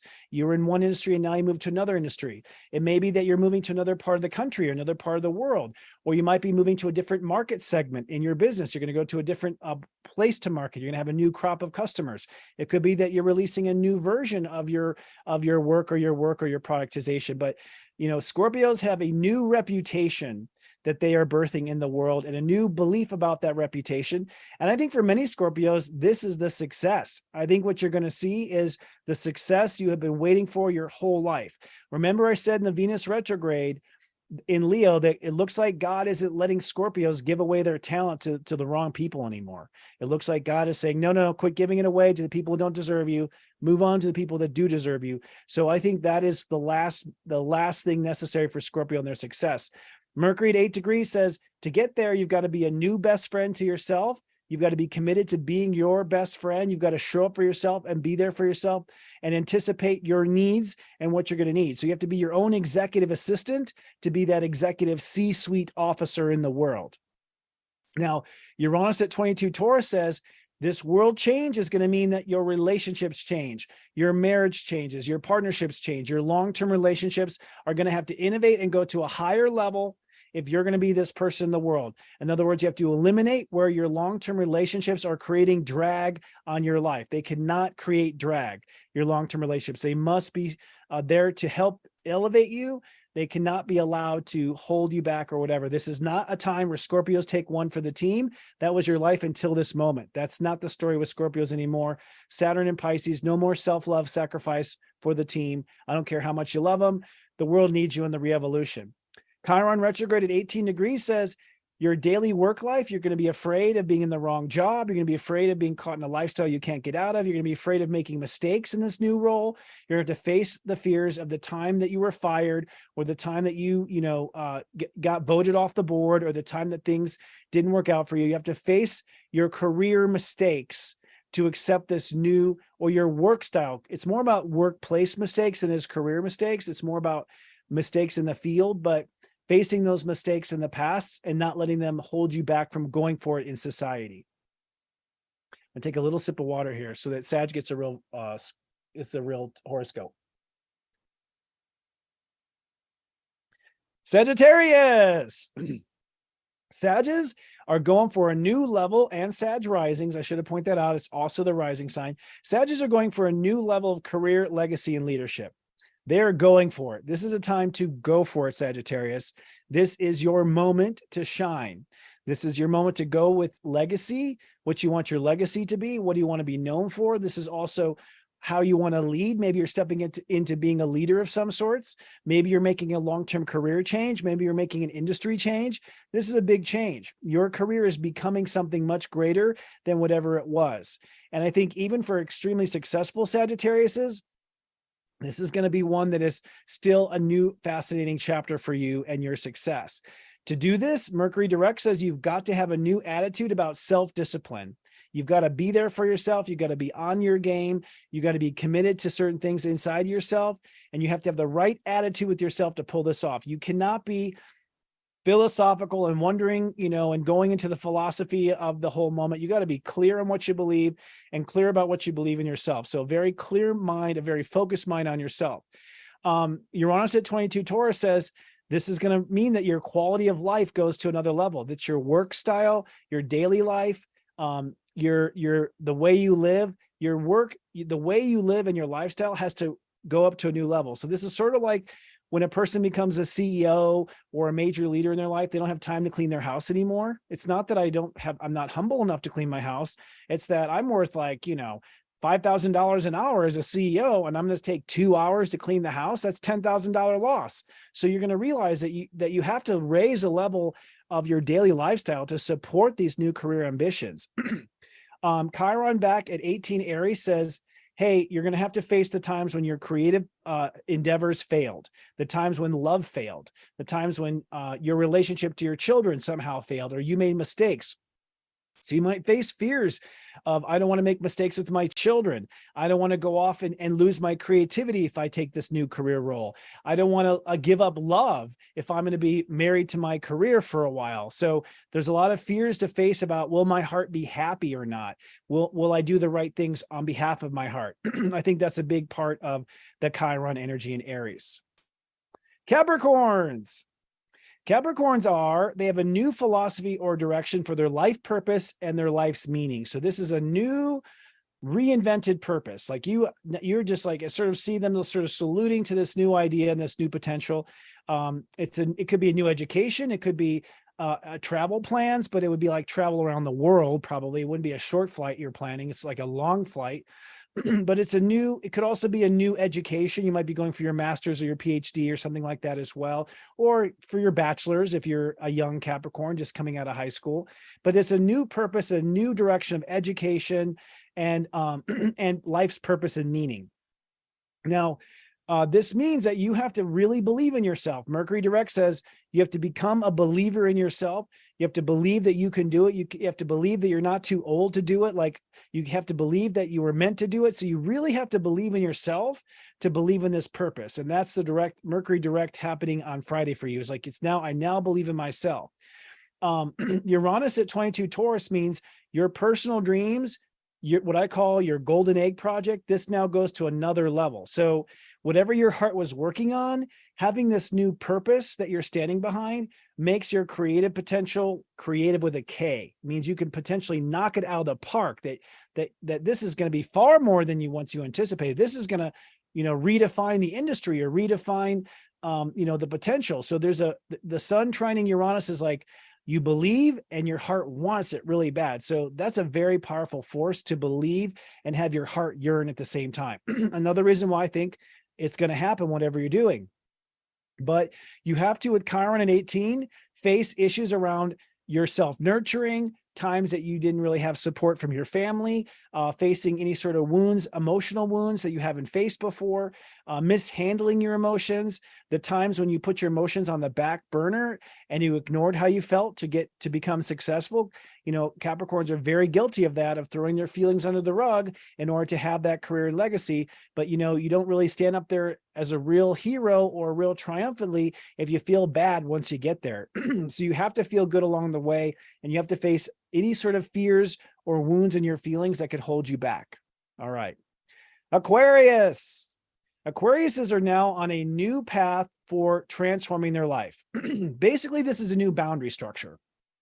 So Aquariuses will always tell you what they will not do and what they're not into. They're very clear on their boundaries. You have Virgo ruling their 8th house. It's like, I'm not into that. I won't do that. They're also that way sexually as well. They know what they're into and they know what they're not into. But the sun and the new moon is saying, maybe not so much.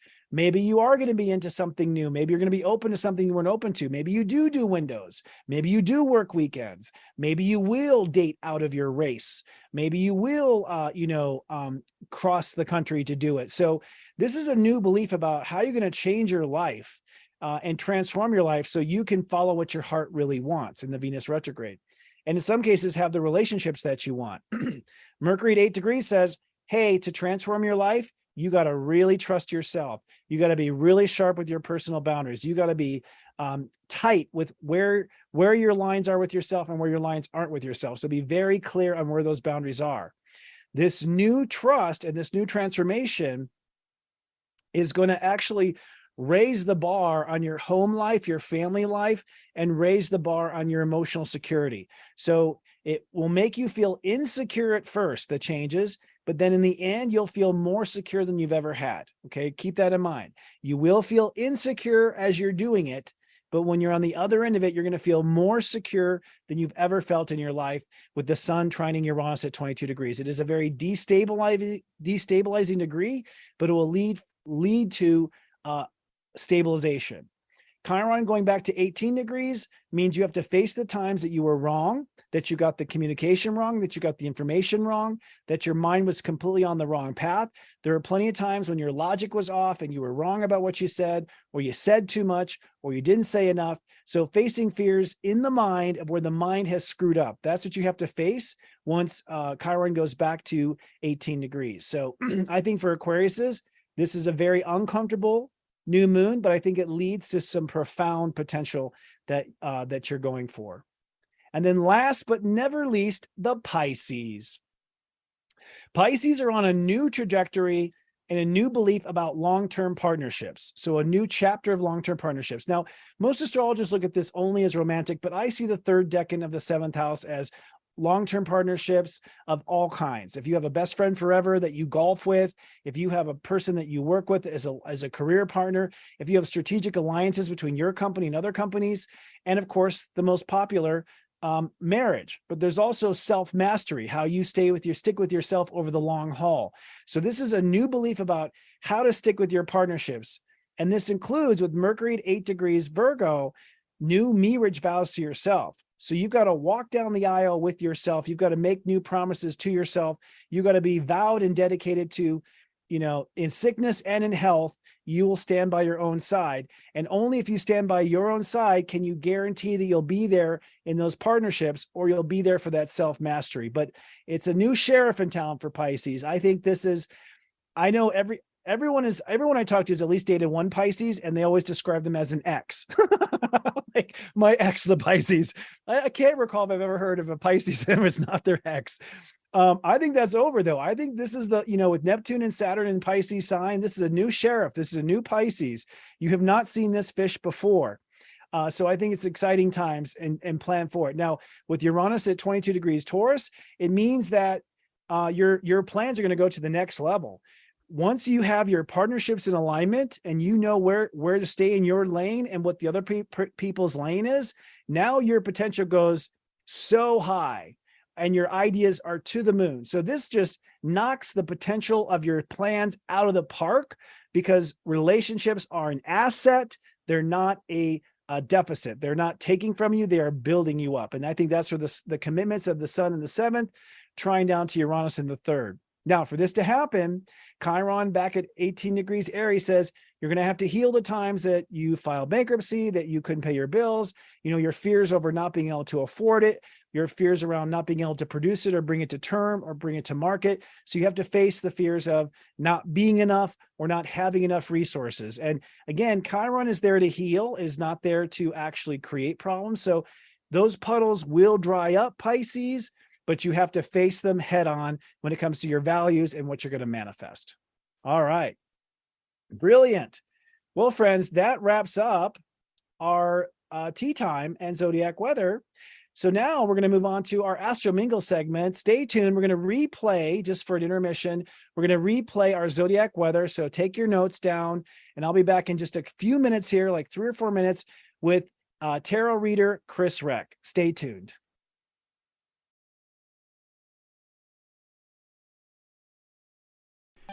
This zodiac weather is from Saturday, September 9th to Friday, September 15th, 2023.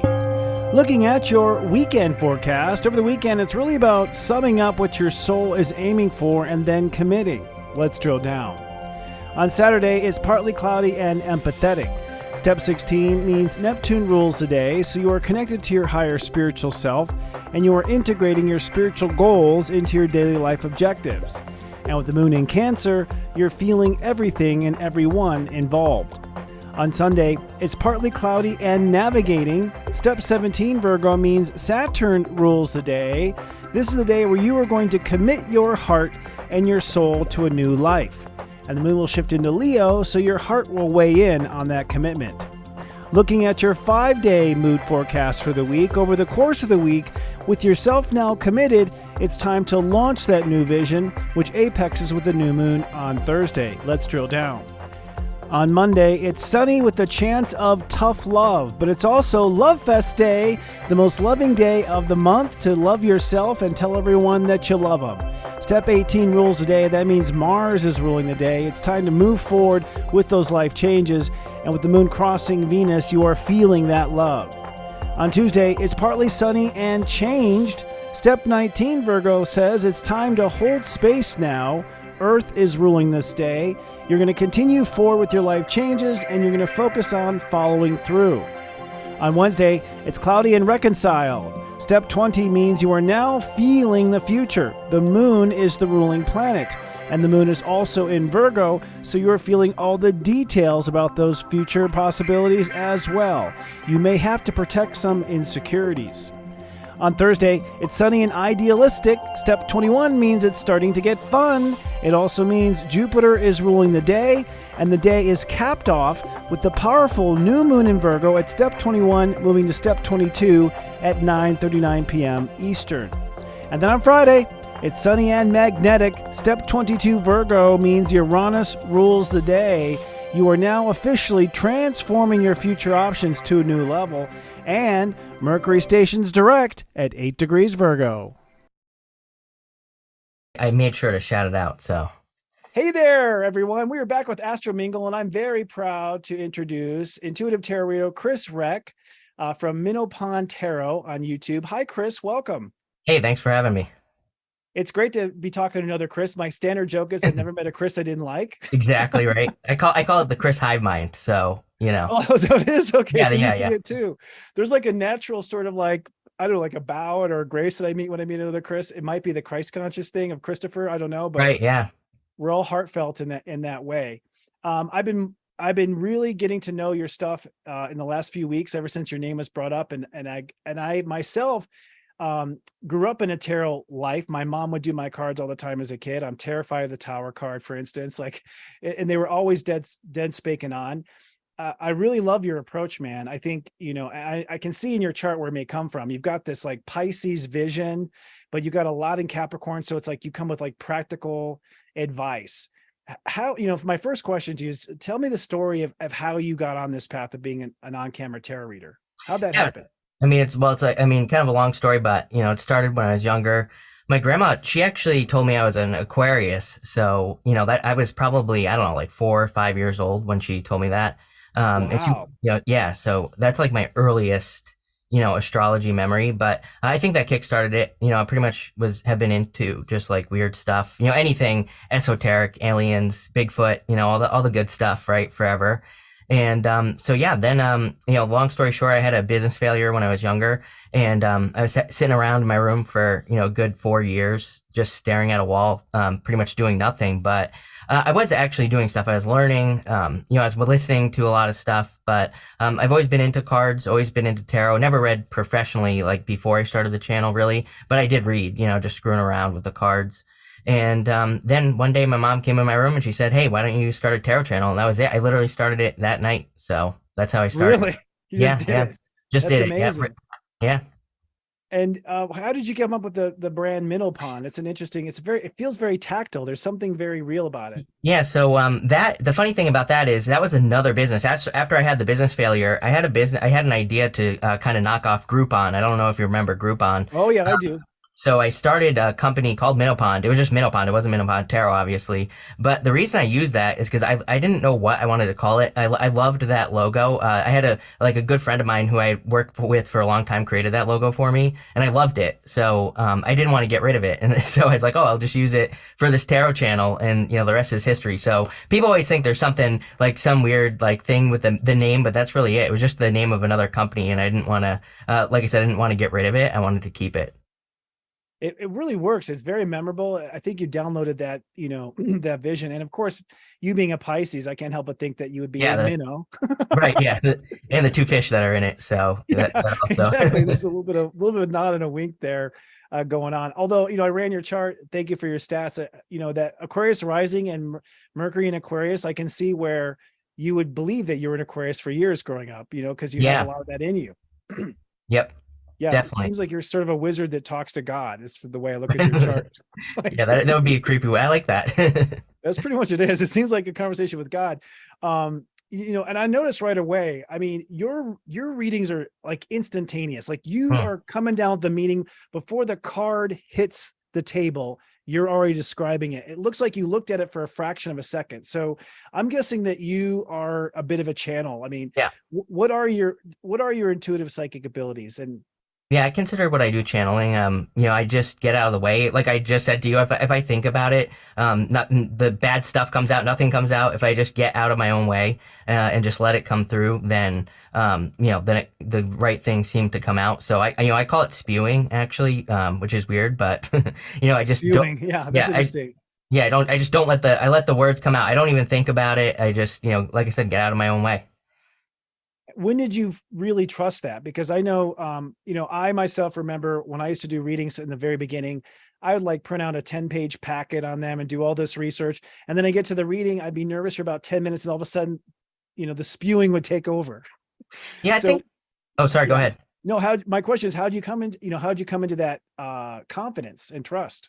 I think, well, I did a bunch of readings when I started the channel for people. I think that really helped doing more people because what ended up happening is I would do these readings, I would think something, I wouldn't say it, and then the people would come back to me and they would say something that I kind of thought I remembered thinking during the reading. I remember it popping into my head. I remember distinctly this lady. I was like reading for her, and I was like, "Oh, this lady, she wants to start her own hair salon." And I thought it. I didn't say it in the reading, and then she told me after what she was doing, and she said this whole thing about hair salon. And I was like, "Oh my god!" Like I should have just listened to myself and just let it out. And I don't know. I kind of think of life as like experiments. So I'm always everything I do, I'm always like correcting. I'm always looking for correction. So I think just naturally, I just started. I was like, okay, stop. Stop doing that. Stop not saying it, and just say what you think.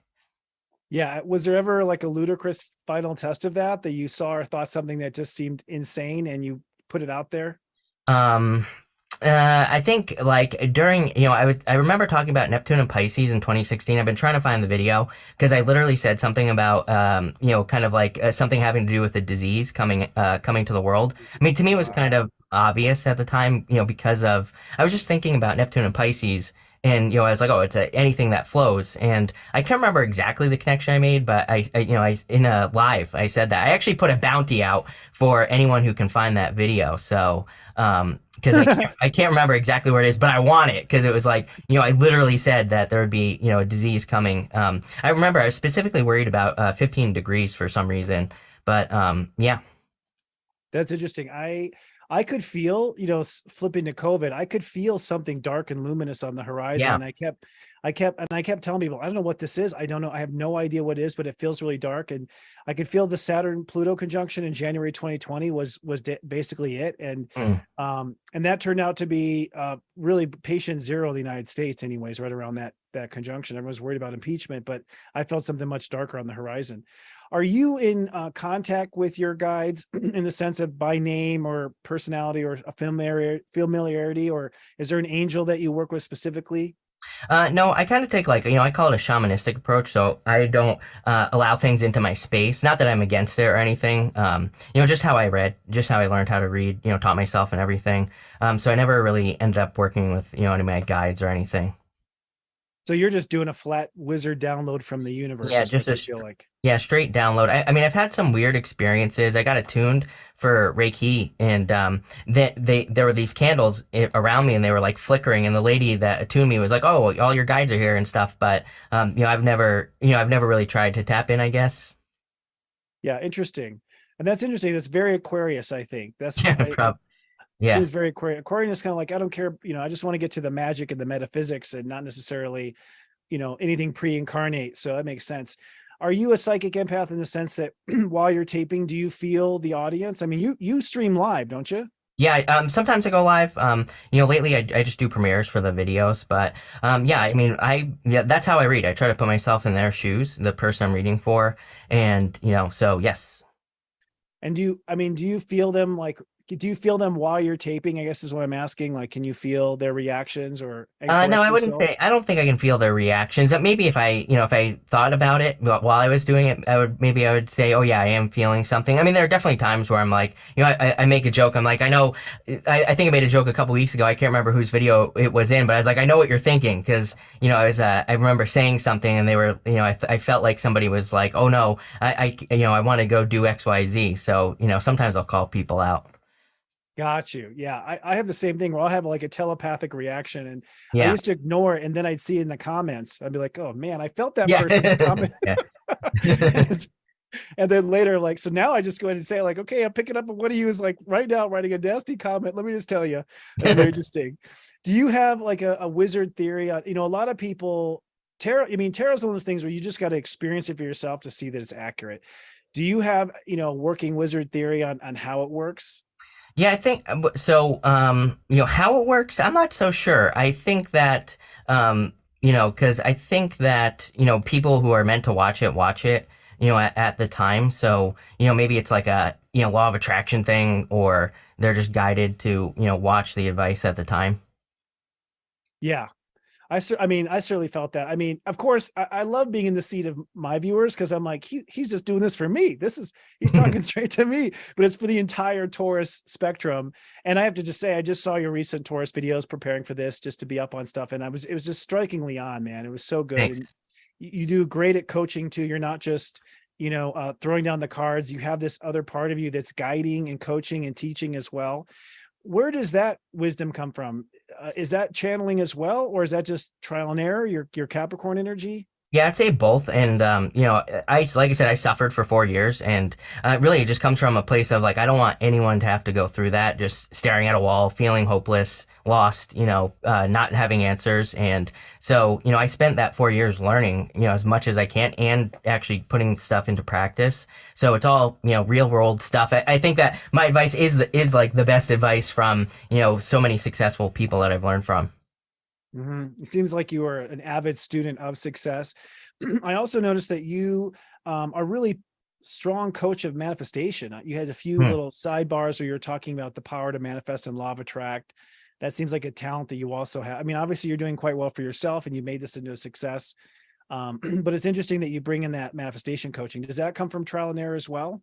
Yeah, and I think we're in a time where we have to change our story. So, I'm a big fan of that's how I changed my life. I was stuck. Even the channel I have, I always say was stuck at like 40,000 for a long time, and people were blowing by me. People had started like I already had my channel for 4 years, and there were channels that had like just started that had 100,000, and so then I was like, okay, what is the story that I'm telling myself? And I've literally changed my life just by literally the words I use. So, that's what I want to tell people. Yeah, I think it's very powerful. You are 5-degree Pisces, and from my school of thought, that's a Mercury-based Pisces. So I can see where that story you tell yourself is so powerful. So that's your biggest piece of advice, is to change the story you tell yourself in your head. Yeah, and I still script every single day. Like I always say, whether you think it's law of attraction or not, I still think it's even if you don't believe in law of attraction, I think it's a super useful thing to do to like script your day or just script how you want things to go, just even from a mindset perspective. So you literally, at the beginning of the day, you say to yourself, you have intentions in your mind that you set out to set those intentions, to see those intentions fulfilled. Yeah, for whatever reason, I do it at night. I know there are a lot of like teachers out there that say do it at the beginning of the day or whatever. I always do it before I go to bed, and I just write how I want things to go. Sometimes I always tell people like I don't pick a time frame. Some days I'll be like tomorrow. Sometimes it'll just be about a certain thing that I want to happen in my life, and so it's like pretty loose, and I just write whatever I feel like it. People always say like how long. I'm always like some days I write a paragraph, some days it's pages and pages. So you write it down literally. Yeah, Okay. literally. Yeah. Yep. Yeah. I actually just do it on an iPad. So, I just write right on there. Oh, that's terrific. Yeah. Yeah, we have something in our service called a sleep intention, and I'm on the same page as you. I feel like if you go to bed, it's sort of with Mhm. an intention in your mind, falling asleep, there's something mystical, magical that happens in that 12th house journey.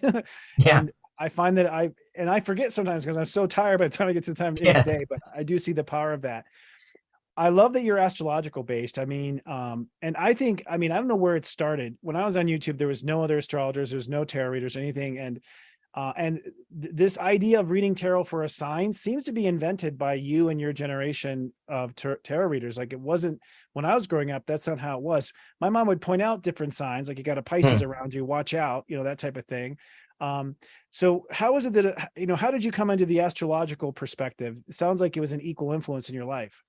Yeah, so like for the channel itself, you know, I started reading for the signs because I think there were like a couple channels that when I started, and that's what they were doing. So I was just doing what, you know, I just started doing what they were doing. And it made sense to me because I was like, oh, you know, this will make it more specific. You know, even I did it for the deacons for, I think it was my second year. I started, you know, I broke it down into each deacon as well. So, to make it more specific, but that was like way too much work. So I didn't go any further than that, but yeah, that's how it started. You did like Pisces first deacon, Pisces Yeah. second deacon, Pisces third deacon. Yeah, all the way. 12 is already tough, but 12 is 36 way, is yeah. yeah, way too much. Yeah, I started my career doing 12 horoscopes on video a day, 5 Yeah. days a week, 60 Yeah, videos a week. crazy. It was just super ambitious, set in the tent, but it did not turn out. Do you find that astrology affirms what the tarot cards are saying, or do you find that it leads, or is it both? Yeah, I think both. Like sometimes I read and I'm like, oh, this is so obvious to me. This is exactly what's going on. And then other times, you know, I do think that there are things that lead, you know, in the astrology. Yeah. Well, you had mentioned in a recent video, my producer was telling me that the full moon in Pisces, you couldn't sleep for 3 Yeah. days. Normally, you know, normally I'm okay during the full moons, but I don't know what it was with that one, but I could not sleep. Yeah. That was a tough full moon, man. Yeah.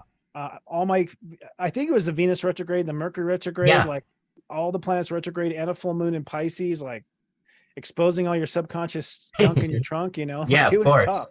Yeah, Yeah. I think that's what it was. I was like trying to sleep and I was like thinking about all these things, like just random past stuff, and I think that's what it was. Well, thanks for that affirmation. And from a Pisces, I think you're the only Pisces I've spoken to since then. So I appreciate Yeah, there that. you go.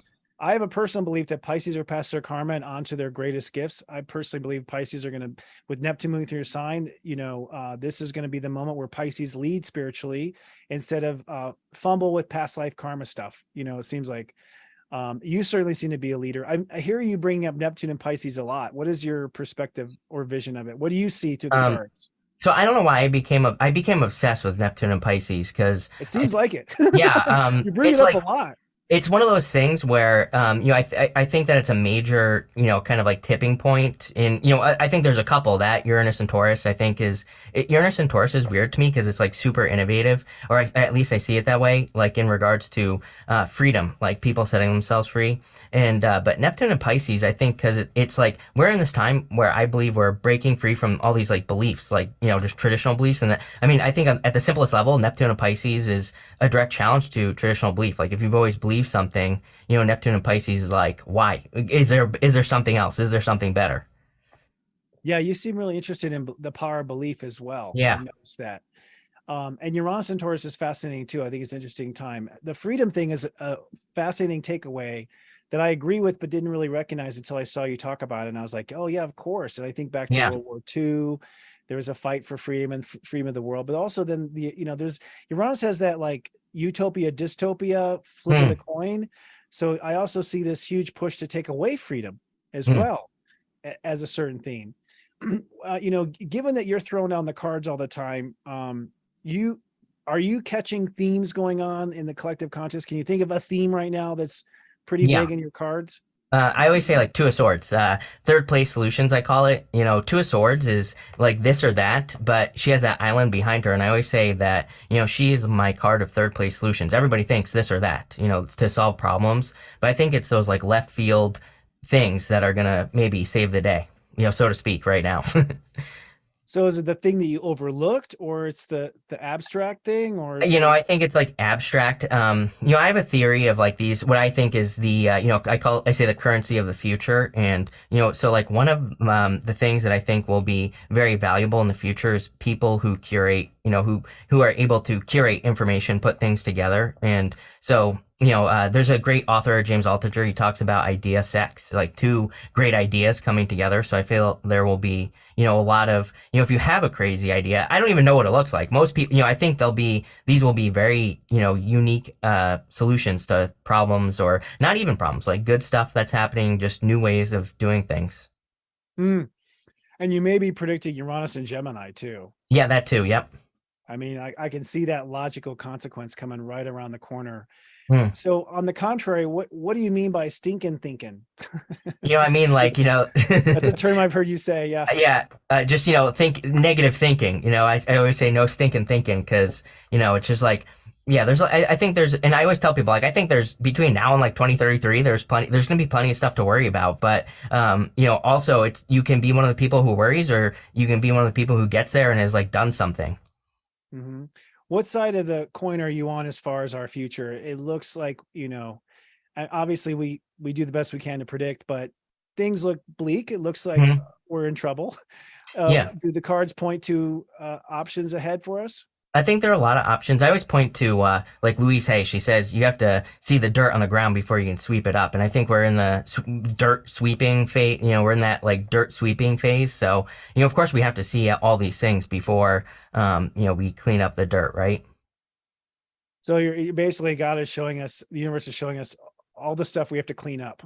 Yeah, and I think there's also like a lot of empty space that people should be filling. So it's like, yeah, there's a lot of bad ideas right now, but that like, I think part of the third place solutions is, I think the solutions are going to come from us people, not like the government or anything like that. So I always tell people, like, fill it with your good ideas. That's where it's going to come from. I'm in complete concert with you on that, sir. Yeah. And one of my biggest takeaways watching your videos this week, where you inspired me or affirmed for me what I've been sensing, which is that God does have a plan. It's you. Yeah, it's you, right? Yeah. That's why you came down, and it's waiting. And I think in an interesting way, it's like, Pluto and Capricorn last time was the American democracy, the democratic model was there, freedom of rights came out for the first time.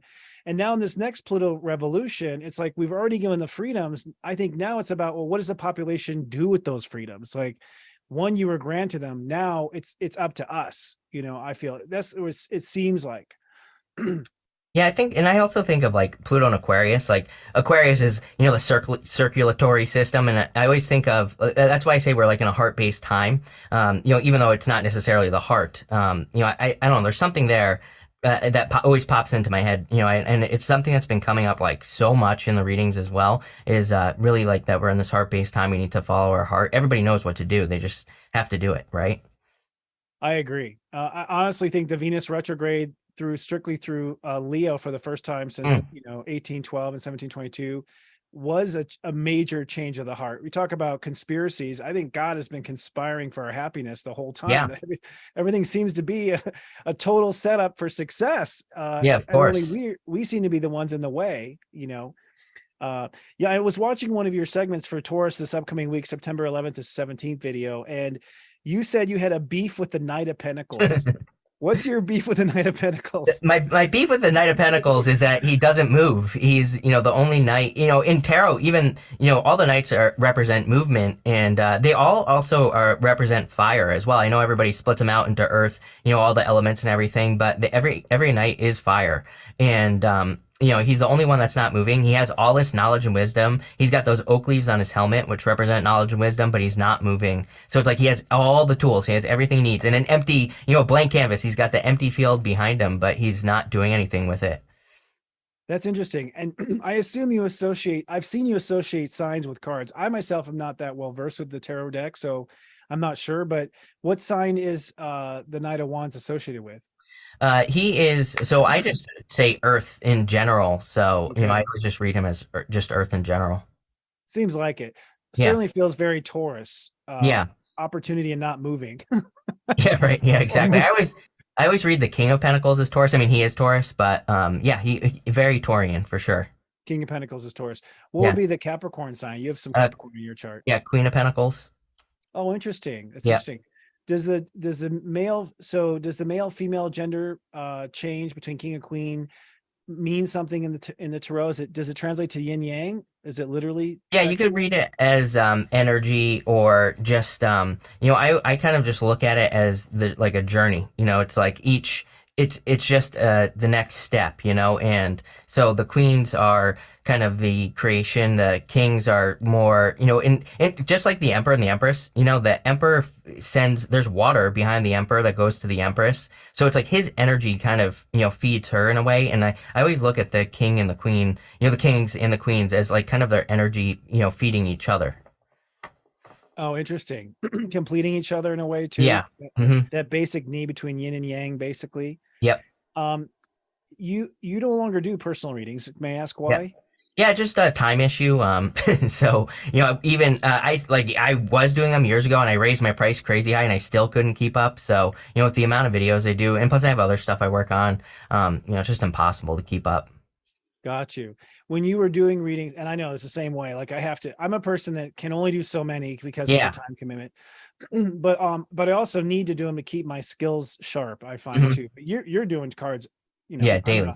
Yeah, you do literally, just so everyone knows, you have like your schedule is like a weekly schedule, a monthly schedule, a Yeah. quarterly schedule. Is that correct? Yep. Yep.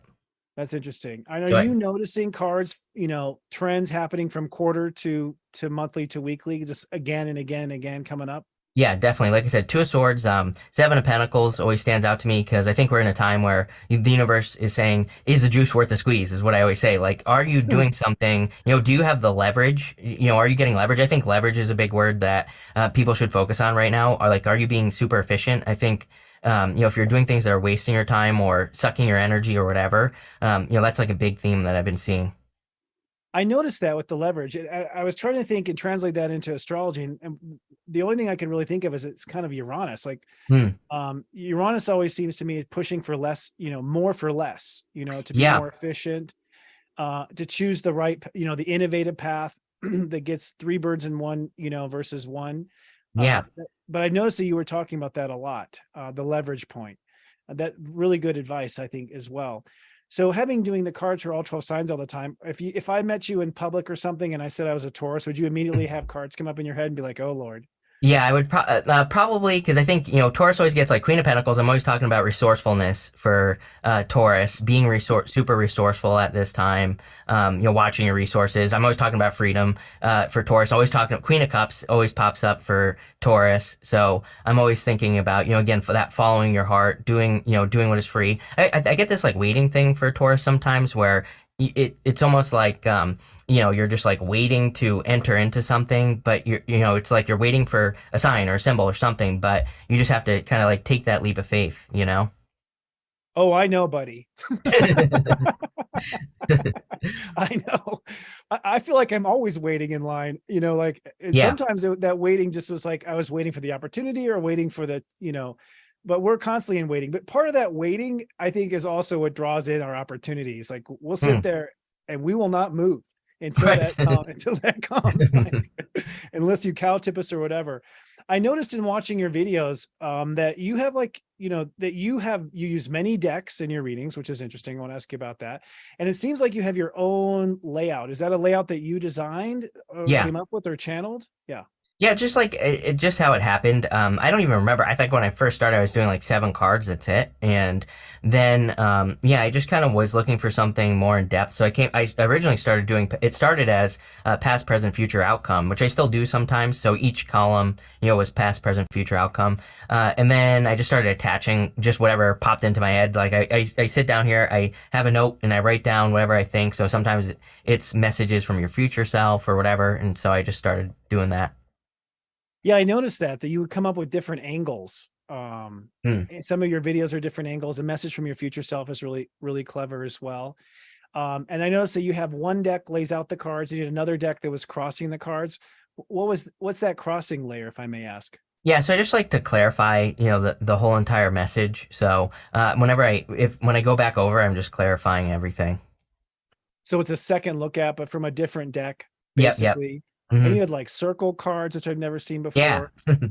I went to minnowpond.com, your Minnowpond website for your tarot, and you had 20 different affiliate decks Hmm. basically there that you're involved with. Do you work with that many decks yourself? Yeah, I have like I wish I had this camera on because I would turn it on, but I have a whole huge stack over here, tons and tons of decks. So way more than 20. Yeah.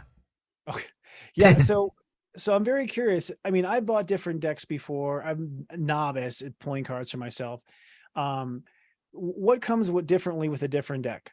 Like, Yeah, I think better like different messages. Some, there's some that I really like. I have a lot that I don't use, but like Golden Tarot, for example, is one of my favorites. Although I never use it anymore, because it just has like better. I don't know. Some of the imagery is different. Makes me kind of channel different things.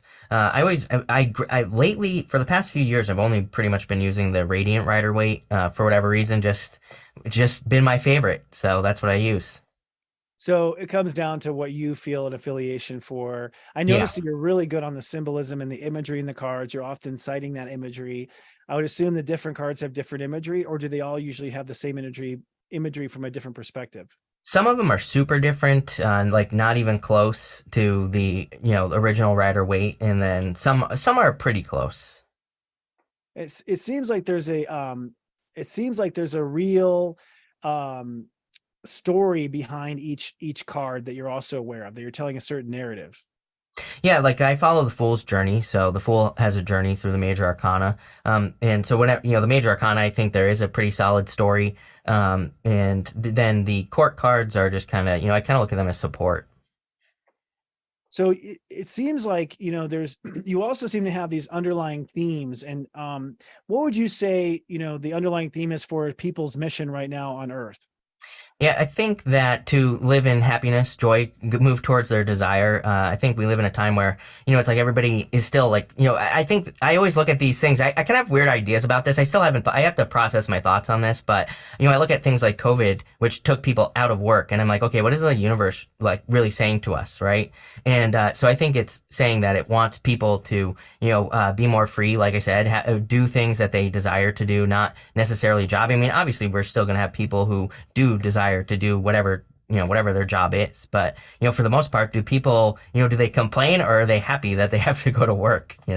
So I think that's where we're headed.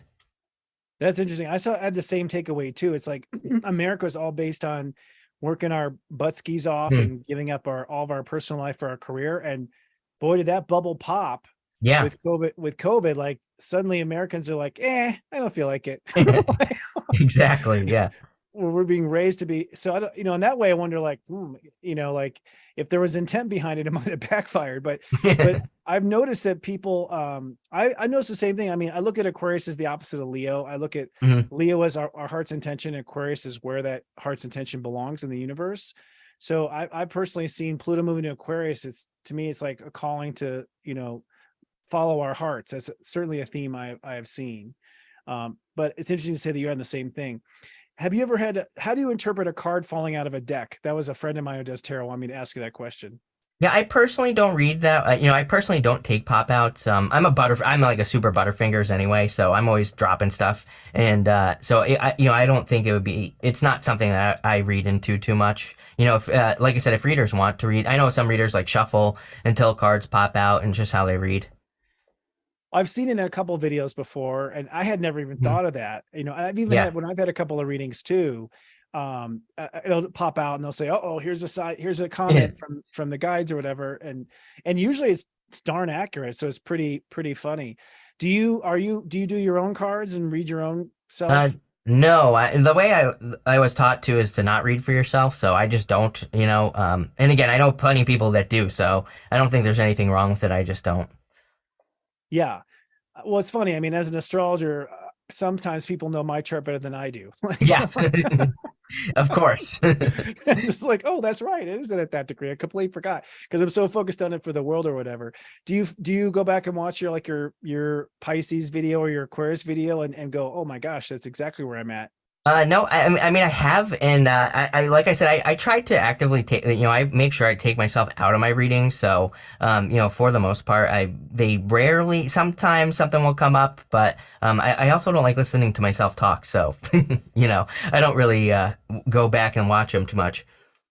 Oh, interesting. Yeah, I understand. Plus, it's kind of I have a Leo rising, so I'm more inclined to that probably than the average person. Like, I fully admit that. And you have an Aqua rising, right? So Yeah. So that's literally the opposite of me. And that way we're opposites in that direction. Yeah. What do you recommend to someone who wants to, do you recommend a person read for themselves? I mean, Yeah, um, I think it's perfectly acceptable, and if you can be unbiased and not look for an answer, I think that even in my course, I have a tarot course, and I was talking about it in there, and I think I said like limit it to 3 cards, don't pull more than that, take the first answer, don't look for an answer. yeah, I did go through one obsessive period in my life where I was throwing down cards every day of the week, and I was unhappy, and I was reshuffling, and I was unhappy, and I Yeah, was just seeing nothing but doom in them, and like I couldn't see the bright side of things. Yeah. exactly, and that's why I say limit it to like 3.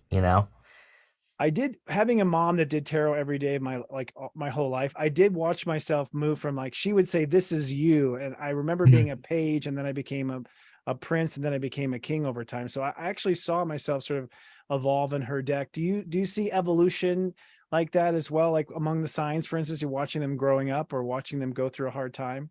Yeah, so like I've noticed like trends for a long time, like Leo, for example. I remember maybe my first or second week, I had a video where I was saying something to Leo about trying new things. I still say these same things to Leo. It has never changed the whole entire time that I've been reading, for almost 9 years now on this channel. So, I've seen so many things like that. I think of Virgo. Shout out to the Virgos, butterflies. It's just like been constant butterflies and transformations, and I literally saw them go from a caterpillar to a butterfly with the cards. That's interesting. The North Node in Aries is now in their 8th house. So that it does appear from the astrological solar chart perspective that they are about to become butterflies too. And Yeah. just they were so caught up in relationships. Mm. But Neptune blazing through their solar 7th, I think, has really helped them evolve out of that. So I'm excited to see where Virgos go. I mean, they're the ultimate cleaners of the zodiac, and this world's Mm. a mess. So, like Yeah. you said, are there any other, since you brought up a couple other trends and signs that you might think of, just as a little piece of candy for our subscribers? Yeah, I think of Pisces. I said to Pisces, there was something weird about, Pisces having Uranus in their second house. I had to experience that, but for whatever reason, I always think of like Uranus in the second and Aries as being the worst. So, but I always say to Pisces that, I think that Pisces was being prepared. It's funny that you said that at the beginning of the reading of this video, because, I always say to Pisces that they were being prepared to like show people what to do next. It's like you've already been through it, so now it's your job to show people what to do next. You're seeing that in the cards. That's Yeah. great. Yeah. And Chiron in their second right now is I think they're healing over those failures. I think for a lot of Pisces, like you mentioned, having a business failure. I've never met a Pisces who didn't have a failure. But Yeah. I personally believe that part of being a Pisces is like overcoming some of that karma and responding differently in this life than you have in another life. Do you come from a perspective of multi-lifetimes or pick up on past life energies? I don't pick up on past lives, but I definitely believe in past lives. Definitely, believe in all that, and yeah, that makes a lot of sense too. Does it come up in the cards, for instance? Is there like a history that comes up in a tarot card? It's like someone's life history. Yeah, like that they're being haunted by the past, and Yeah, the I planets think. speak to that, but go ahead. Yeah, no, I think that you could definitely read that way. I can't remember. It's probably come up in the past, but I definitely think there are plenty of cards where you could say, like Judgment, for example, they're literally rising out of coffins, stepping into a new life. So yeah, I think there's plenty of cards that could say that. Got you. And I'm just wondering how it works inside yourself. Are you seeing pictures? Are you hearing words? How is it streaming for you? I just don't pay attention to my words really. It's kind of hard to explain. I just like I say, I just leave my body. It's something that came to me. I've been doing it for a long time, so it's kind of hard to describe. But it's like I just describe it as I just move out of the way, and whatever comes out comes out. Yeah, I've always called it like the zone, so to speak, being in Yeah, a certain zone. When you're in that zone, you learn to trust it, right? You right, slowly right. trust it. Yeah. For some reason, my zone said to me to ask you about cancers. I don't know why. Yeah, so Cancer, I can't, and of course now I'm drawing a blank on Cancer, but Cancer, All right. I no, it's fine. I always think of Cancer. I can't remember what I think they have to, kind of be more bold. I see something for Cancer about needing to like expand. I do remember now because I was saying something about Cancers start like some of them in business, for example, needing to trust themselves more to, expand into a bigger place and but not even just in business, like all areas of their life. Okay, interesting. And that's what the astrology is showing also, actually. I think with Uranus and there's solar 11th, I think cancers are so there's these signs that have been having a real hard luck. Pisces are one of them. Yeah. That's had Virgos have had a lot of hard luck. I found a lot of Scorpios are always in thankless positions in life where they're not being appreciated for who they are, and they're taking that very personally and sometimes bitterly. You know what I mean? But to me, as I've been evolving and watching the planets, and that's the thing. I mean, you probably have the same thing. You're watching these signs grow like families, like races, right? Yeah. Um, and it seems like Pisces, Cancer, Scorpio, I almost see like they're probably part of the answer that we're looking for, and they've been clearing a lot of their hard stuff because I feel like they're going to take more of a center stage going forward. That's Yeah. No, it's yeah, just funny that you say that because I'm thinking of Scorpio. They've been getting the tower for probably 2 years with me for almost every single reading. So it makes a lot of sense with Scorpio. I mean, if there's any Scorpios watching too, that they know that they're always getting the tower. yeah, the short end. Hey, since you bring up the topic, can you define what is the tower? Like to me, if I get that in a reading, I almost want to leave. Yeah, I don't look at tarot as good or bad, and to me Okay. it's just loose guidance at best anyway. But the tower is very necessary, and the story is that the two people they've been ignoring reality, so it's a shock to the system, and they're being brought back down to reality. So it's like a good thing. It's like breaking free from the matrix, seeing reality for what it really is. Okay. Because it seems to have always been accompanied with a shock in my life. Yeah, it is always shock. Yeah, it is always shocking, yeah, that makes sense. Yeah. Another sign I think interesting is Sagittarius. I found that it's like they've always been I've seen them on the side, sort of like narrating the game, kind of, always telling the stories, bringing the links together, but not necessarily ever writing the story. And it feels like they're being called now to take charge of that narrative. Have you seen any trends in the Sag story? So Sagittarius readings have been really positive lately, and I keep telling Sagittarius not to give up. I know that specifically. I see it's like weird how I see it in my head, but I have this like theory of circles, and there's like one main circle that you are, and there's like all these circles around it, and these circles are like they're like supporting circles, like kind of like they have spokes that go out from your main circle, and so I know this is crazy, but that's how I see Sagittarius. I think that they have like this main idea for their life, and they just need to work on all these like supporting circles that kind of go around their main circle. That's fascinating. I fully believe in circles. I mean, what you're Yeah. describing to me is like the clockwork of the universe, that there are all these gears within gears. I mean, Yeah. ultimately, that's what the planets are. They're going in circles. And that's when people ask me, every now and then I meet a person who doesn't believe in astrology, which is always a shock to my system because I'm so used to being like talking to people who believe in it. But the way I was describing is it seems like all we do as humans is walk in circles, Right, right. and so astrology is real like, where are you in the circle? And then where are Yeah. you in this circle and this circle within that circle? So I'm on your circle team for sure, dude. Cool. Yeah. you know, and it's interesting, but if things are going right, just to be philosophical with you, that circle is more of a spiral staircase. Like Yes. the next time you're at that place in the circle, hopefully you have a better view. Hopefully you have more wisdom there. So it seems like we're just always repeating. I mean, I used to talk about this all the time. I used to talk about a spiral going up and, kind of drawing a line straight through it, to kind of like go up faster. Oh, that's an interesting wizard trick. You got a Yeah, lot of wizard tricks. I Yeah, do. that's Yeah. cool. That's cool. Very Merlin like. Since we've talked, I feel like we have to say something about every sign. So pardon me for putting you on the spot. No, go Any for it. thought, any thoughts on Gemini? And what you've seen for Geminis? So, Gemini, I'm trying to think of the last reading that I did for Gemini. Of course, Gemini and Sagittarius, I forget. Or not Sag, who was the other one? Scorpio or Cancer. Gemini, I think I think Gemini has to get more of their ideas out there. And Well said. yeah, I think I'll leave it at that. Sure. I think that Gemini has to get more of their ideas out there.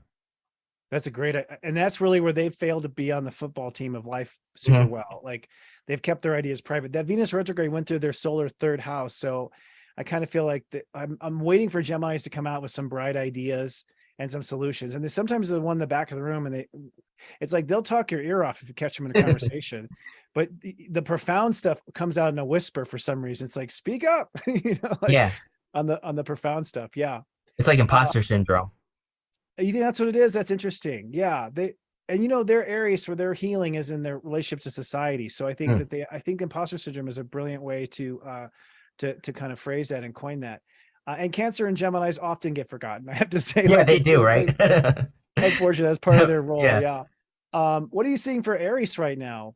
Yeah, Aries is really good as well. I'm loving it for Aries because I think Aries is kind of in a good position for leveling up. I know I say that to them like every single week right now. I see Aries just needing to kind of like maybe break free from the noise. People saying, "Oh, do this, do that." People trying to live their life for them, and just be their Aries self. Yeah, go back, and the North Node's back in Aries for the first time since 2004, 2005. So Yeah. I think we're getting a new Aries. It seems like Aries are always the first ones to go out there and try something. And I think some of them who are older are a little reluctant, but Chiron and Aries, I think, is really helping them to go at it one more time. So again, I think we need the Aries to be bold in this re-evolution of humanity. Like, we need them they have the courage to try for it. What about their opposite Libras? Go ahead. I'm sorry if you had another. No, I was just going to say one thing on Aries is that, I always say that like what comes up for them always is that whatever they're thinking about doing with their life, it's like they've already done it. That's what I always get. It's like I think Aries is a perspective thing. They need to see how far they've come to be able to get to the next step. Oh, that's interesting. They have a reputation for not finishing the job too. Right. Yeah. Yeah, but so you're saying they might finish it.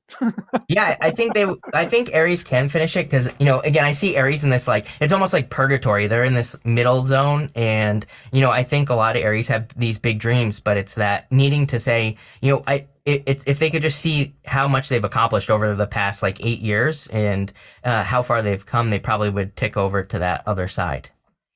I agree. And they've been through it. Uranus went through their sign. I don't think there's anything harder than that, being a Taurus and having it in my sign. I mean, you had Uranus go through your sign too. Yeah. That was probably when you were coming into your power initially, huh? Yeah, probably. Probably staring at for 3 years at the wall with Uranus and Pisces, probably. Exactly when it was, right? Yeah, Uranus kicks your Astro, man. It does. It really does. Yeah, it really does. It's a wake-up call. How about the Libras, the opposite of Aries? Yeah, Libra is my sign that I'm always saying is a juice worth the squeeze. They get the Seven of Pentacles nonstop, and so I think that leverage, seeing where they're effective in life. I always say the word effectiveness to Aries. To Libra, and so I think they are kind of deciding where they're effective. Yeah, I'm saying the same stuff with the South Node in Libra right now. It's kind of like, I think Libra's egos get attached to making it work when it's really never been working from the beginning. And so, are you getting the juice from the squeeze? That squeeze is some person that they were trying to like get to work, and they were building the bridge and doing all the work and being let down in the end. So, yeah. But ironically, the North Node's in their solar 7, so they're probably going to be switching up here as far as partnerships are concerned, from what I can tell. Did we talk about Leos yet? You basically said with Leos, it's time to change what they're doing. Yeah, so I always tell Leo that, they always get like the Eight of Swords, for example. So it's the the battle of kind of what has always worked, needing to break free from convention. That's what I always say to Leo. And I think the 80-20 rule, where my 80-20 rule, which is 80% of the time do what works, 20% of the time try something new. That's a good percentage. Yeah. Yeah. And it's funny because I think about Leos, they have Virgo in the second solar house. So it's like they do get sort of overly attached to certain things that even sometimes don't work. It's like their devotion to it is to their detriment at sometimes. They're like in some ways, they're more dedicated of the heart more than any other sign, even when it's clearly not working and maybe humiliating. They still do it. Yeah. So speak to Taurus real quick. What are your thoughts on Taurus? So Taurus, what have I been saying to Taurus? I think Taurus has been getting, the freedom thing, of course. I'm always telling them to follow their heart, and creativity comes up for Taurus. All of a sudden, just like the past 3 weeks, maybe, I've noticed this, like more of a push towards getting their creative ideas out into the world. Yeah. And I think what came up when my reading with you was leverage, leverage, leverage. Right. You kept telling us to leverage, and I kept thinking to myself, you really did help me think about things differently. That because we're a little stubborn. Yeah. We want to see through it to the end and then decide it's failed. We don't cut things early. We Yeah. produce it and sell it. Right. Yeah, kind of thing. So can you speak on Pisces being one? Yeah, Pisces, I think, I've been telling Pisces to go, to believe in themselves, go for the gold. That really, I think Pisces can achieve a lot, their wildest dreams. I mean, I really don't think there's a better setup. Neptune, the crazy ass ideas with Neptune and then having Saturn there, like being able to put in the work if you put in the work. Again, I think, I always say Pisces, I'm not blowing smoke here. Really, I think you could accomplish 1,000 times more than what you think you can, but the work part needs to happen. Yeah, agreed. And I think Saturn, I'm 100% in agreement with you. I think they're very blessed having the self-discipline of Saturn, which is not at all their strong suit. Yeah. Yeah. The self-discipline. You're blessed with some I Taurus am. planets, Yeah. some Capricorn. Yeah. Some Capricorn planets. But then also the Neptune vision of like the dreamer energy of Pisces as well. Yeah. How about Aquarius, your rising? Yeah, so Aquarius always, a star card. I've been telling Aquarius to have a North Star for a long time, having that like big vision, guiding light type of thing in their life. Yeah, I mean, and with Pluto entering, I always say we can't have the age of Aquarius without Aquariuses, and it Right. seems like they've been on the sidelines. They have been reluctant to use their magic. They sort of they're like an electron. They sort of blink in and out of existence all the time. Like they're never really. Yeah. As soon as I'm getting friends with them, they're gone. They ghost Yeah. me. So I feel like Pluto, it's an Aquarius. Like Aquarians are a little freaked out about it, but I am thanking God. It's like thank God Pluto's coming there. It's going to force you to define some of yourself and really bottle that lightning once and for all. Yeah, it's hilarious. I mean, I think of like I've had multiple Aquarius friends just disappear, completely. So I totally understand that. Yeah, me too. And I think following the heart's the whole thing. That's the last thing they are is like sentimental and sappy. Like the Yeah, last right. thing they are is Leo. But I agree with you. It seems like that's going to be where they find their magic, is where they go ahead and look like whatever they're afraid of looking like. Yeah, that's a great point. Yep. They're going to look a little messy. They're going to be a hot mess, but they're going to be so effective. And obviously they're going to lead us into the new age. Yeah, of course. And this is a natural segue into Capricorn, because Pluto is coming out of Capricorn. They've just been beaten to death since 2008. They're in their final beating now. I think there's one more beating next year. Yeah. It's going to go into Aquarius and Capricorn one more time. One What more have time, you been yeah. seeing with the and I've every Capricorn client I have has just been digging those goat heels in every step of the way. I think making it harder just for their insistence to try to make the old way work. What have you seen? Yeah, so I also say education. I mean, when Saturn was in Capricorn, I always would get these messages about education, like self-education for Capricorn for whatever reason. So I was always telling them to educate themselves, and then it kept coming up, and I was like, oh yeah, Pluto is there too. So maybe that's triggering self-education for whatever reason. That's interesting.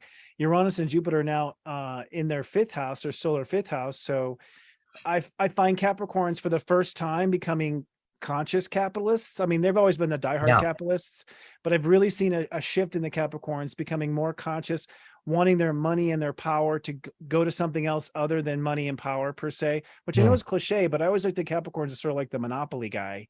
Yeah. And now we're seeing a Monopoly guy with a magic wand, or doing something like a salon or something that helps people. I've noticed. Yeah, that makes perfect sense. Yeah, and fighting, but still fighting that last bitter end.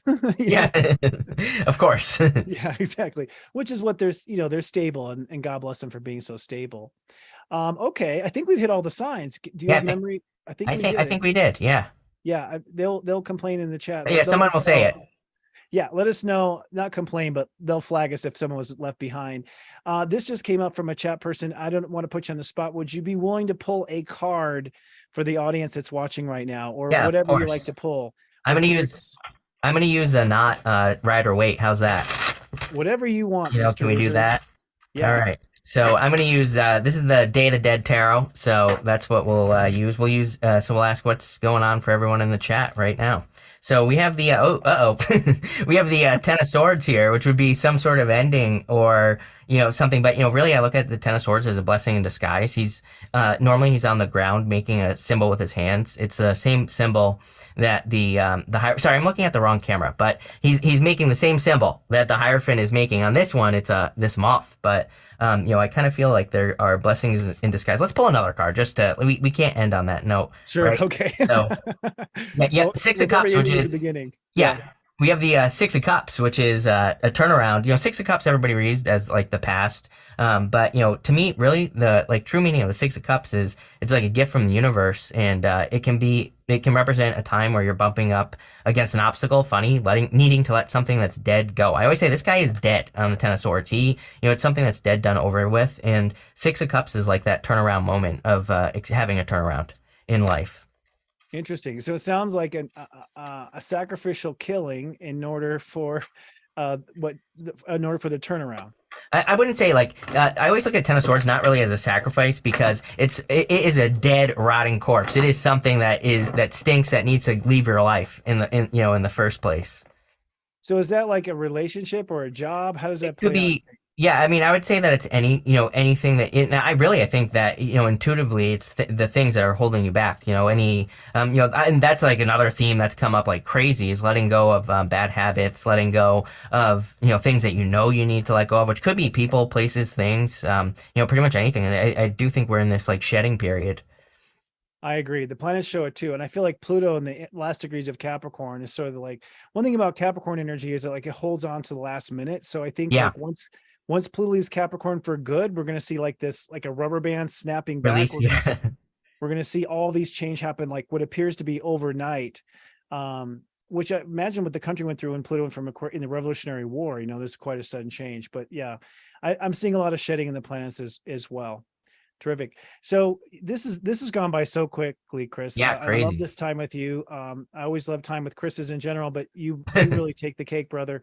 Oh, thank you. Any parting words of wisdom for the audience?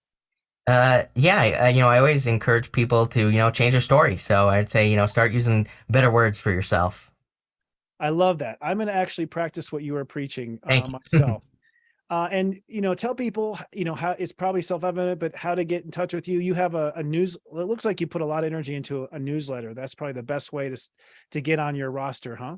Yeah, newsletter, winningpond.com. And so that's where you can find that. And then, of course, Minnowpond, just Minnowpond Tarot on YouTube. Yeah, it's fantastic. Folks, if you haven't tried it out, go there right now after the show and look at Chris's work. It speaks for itself, but it's dead smack on. And we tend to be on the same sort of vibe too. So I think like you are a phenomenal natural on the same path. It seems like we're on the same highway together. So thank you for your time, sir. I appreciate it. Yeah, thanks for having me. All right. Well, best of luck. And I'll see you backstage here in a minute or two. Sure. If you don't mind hanging out. I love that. And we'll do our wrap up. Talk to you soon, Chris, here in a minute. Everyone, check out his website and check out his tarot channel and see for yourself the magic of Minnow. He's quite a magical Pisces and bringing a whole new reputation to Pisces. I'd say one of the new ones. So with that said, or the new invented ones, not to say anything is wrong, but Pisces come out of their stuff and they're really shining. He's an example of that. We're getting really real here at Serious Joy. Just as a wrap up here, how to get in touch with us. Our personal sensei service is life coaching 7 days a week based on your astrological chart. We are encouraging everyone now to do just what I said in this show, and that would be to stand up and follow the dreams that you're here to do. You can try us out for just $3.99. You can cancel before the subscription ends. It's at seriousjoy.com. Right now, what we have is our mega monthlies. Lights of the Round Table is now up and live. So this is a show that comes out once a month with all of our practitioners on camera, Kristen, Robbie, Heather, and Devin and myself, all talking to the energies and the planets and what you can expect as a theme for September. I think it's a big September. There's also the individual monthly reports as well. So I do a report for all 12 signs. They're about 15 to 20 minutes each per sign. You can listen to your signs, your friends and family signs. That's right off the main lobby on seriousjoy.com. We also right now, you can watch live as we have live. Oh, looks like we have a live. Whoops, that was weird. Sorry about that. That was one of our producers that came on to do a cameo. Hi, Noel. We also have our Angel Intervention is still live. That went live last week with Devin Dorr and Heather Exposito. Those two gals do basically a tag team reading on subscribers, and they talk about, and Devin channels the angels. And this week we have Keeping It Real with Kristen Ryder. She will be live on Wednesday. That's Kristen right there, looking fabulous, sister. The topic is against all odds. So in this lifestyle makeover energy of Virgo, she's going to bring on 3 people who are caught in a dead-end lifestyle or stuck, and it looks like they're going to have to go against all odds to change their life. We'll be talking their astrology. We'll be sharing their stories. That streams live at 1 p.m. Eastern, 10 a.m. Pacific on Wednesdays, exclusively at SeriousJoy.com. Kristen Ryder is the best and my soul sister. Another Taurus. Moo, moo, moo, moo, moo, moo, moo.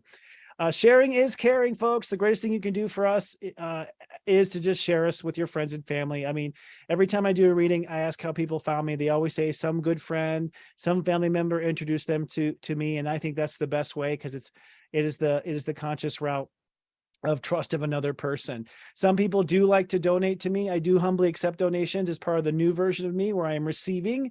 And if you'd like to donate, it's paypal.me/Sensei Christopher. Probably the best way to get to know our community and also advertise your own skills is at our Facebook club at SeriousJoy.club. And we'd love for you to share your birthdays with us. So all you Virgos in the club, do a posting, tell us it's your birthday, let us celebrate you. But we do open the club up to anybody who has a business like Chris does, and we just had him on as a guest. If you have a spiritual business that you want to promote, one of our goals in the club is to be a community where you can find other trusted light workers. So come on down and advertise with yourself. The only rule is no politics, and everything must be from a place of compassion.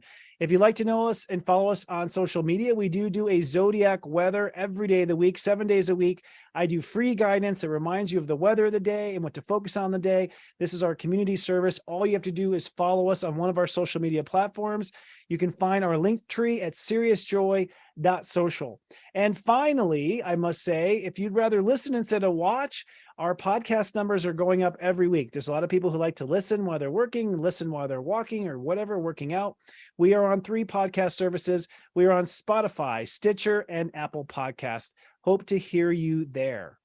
All right, friends. Well, this has been a phenomenal episode. My thanks to our producer, Noel Way. My thanks to our director, Sarah Lyman. My thanks to our guest today, Christopher, or Chris Reck. He's a Chris, I'm a Christopher. Thank you for being on. We'll be back next week. It's going to be another exciting show. Stay focused on yourself, my friends. Commit to that new lifestyle. And I'll see you next week on Friday when Mercury goes direct. Until then, I love you. Live, love.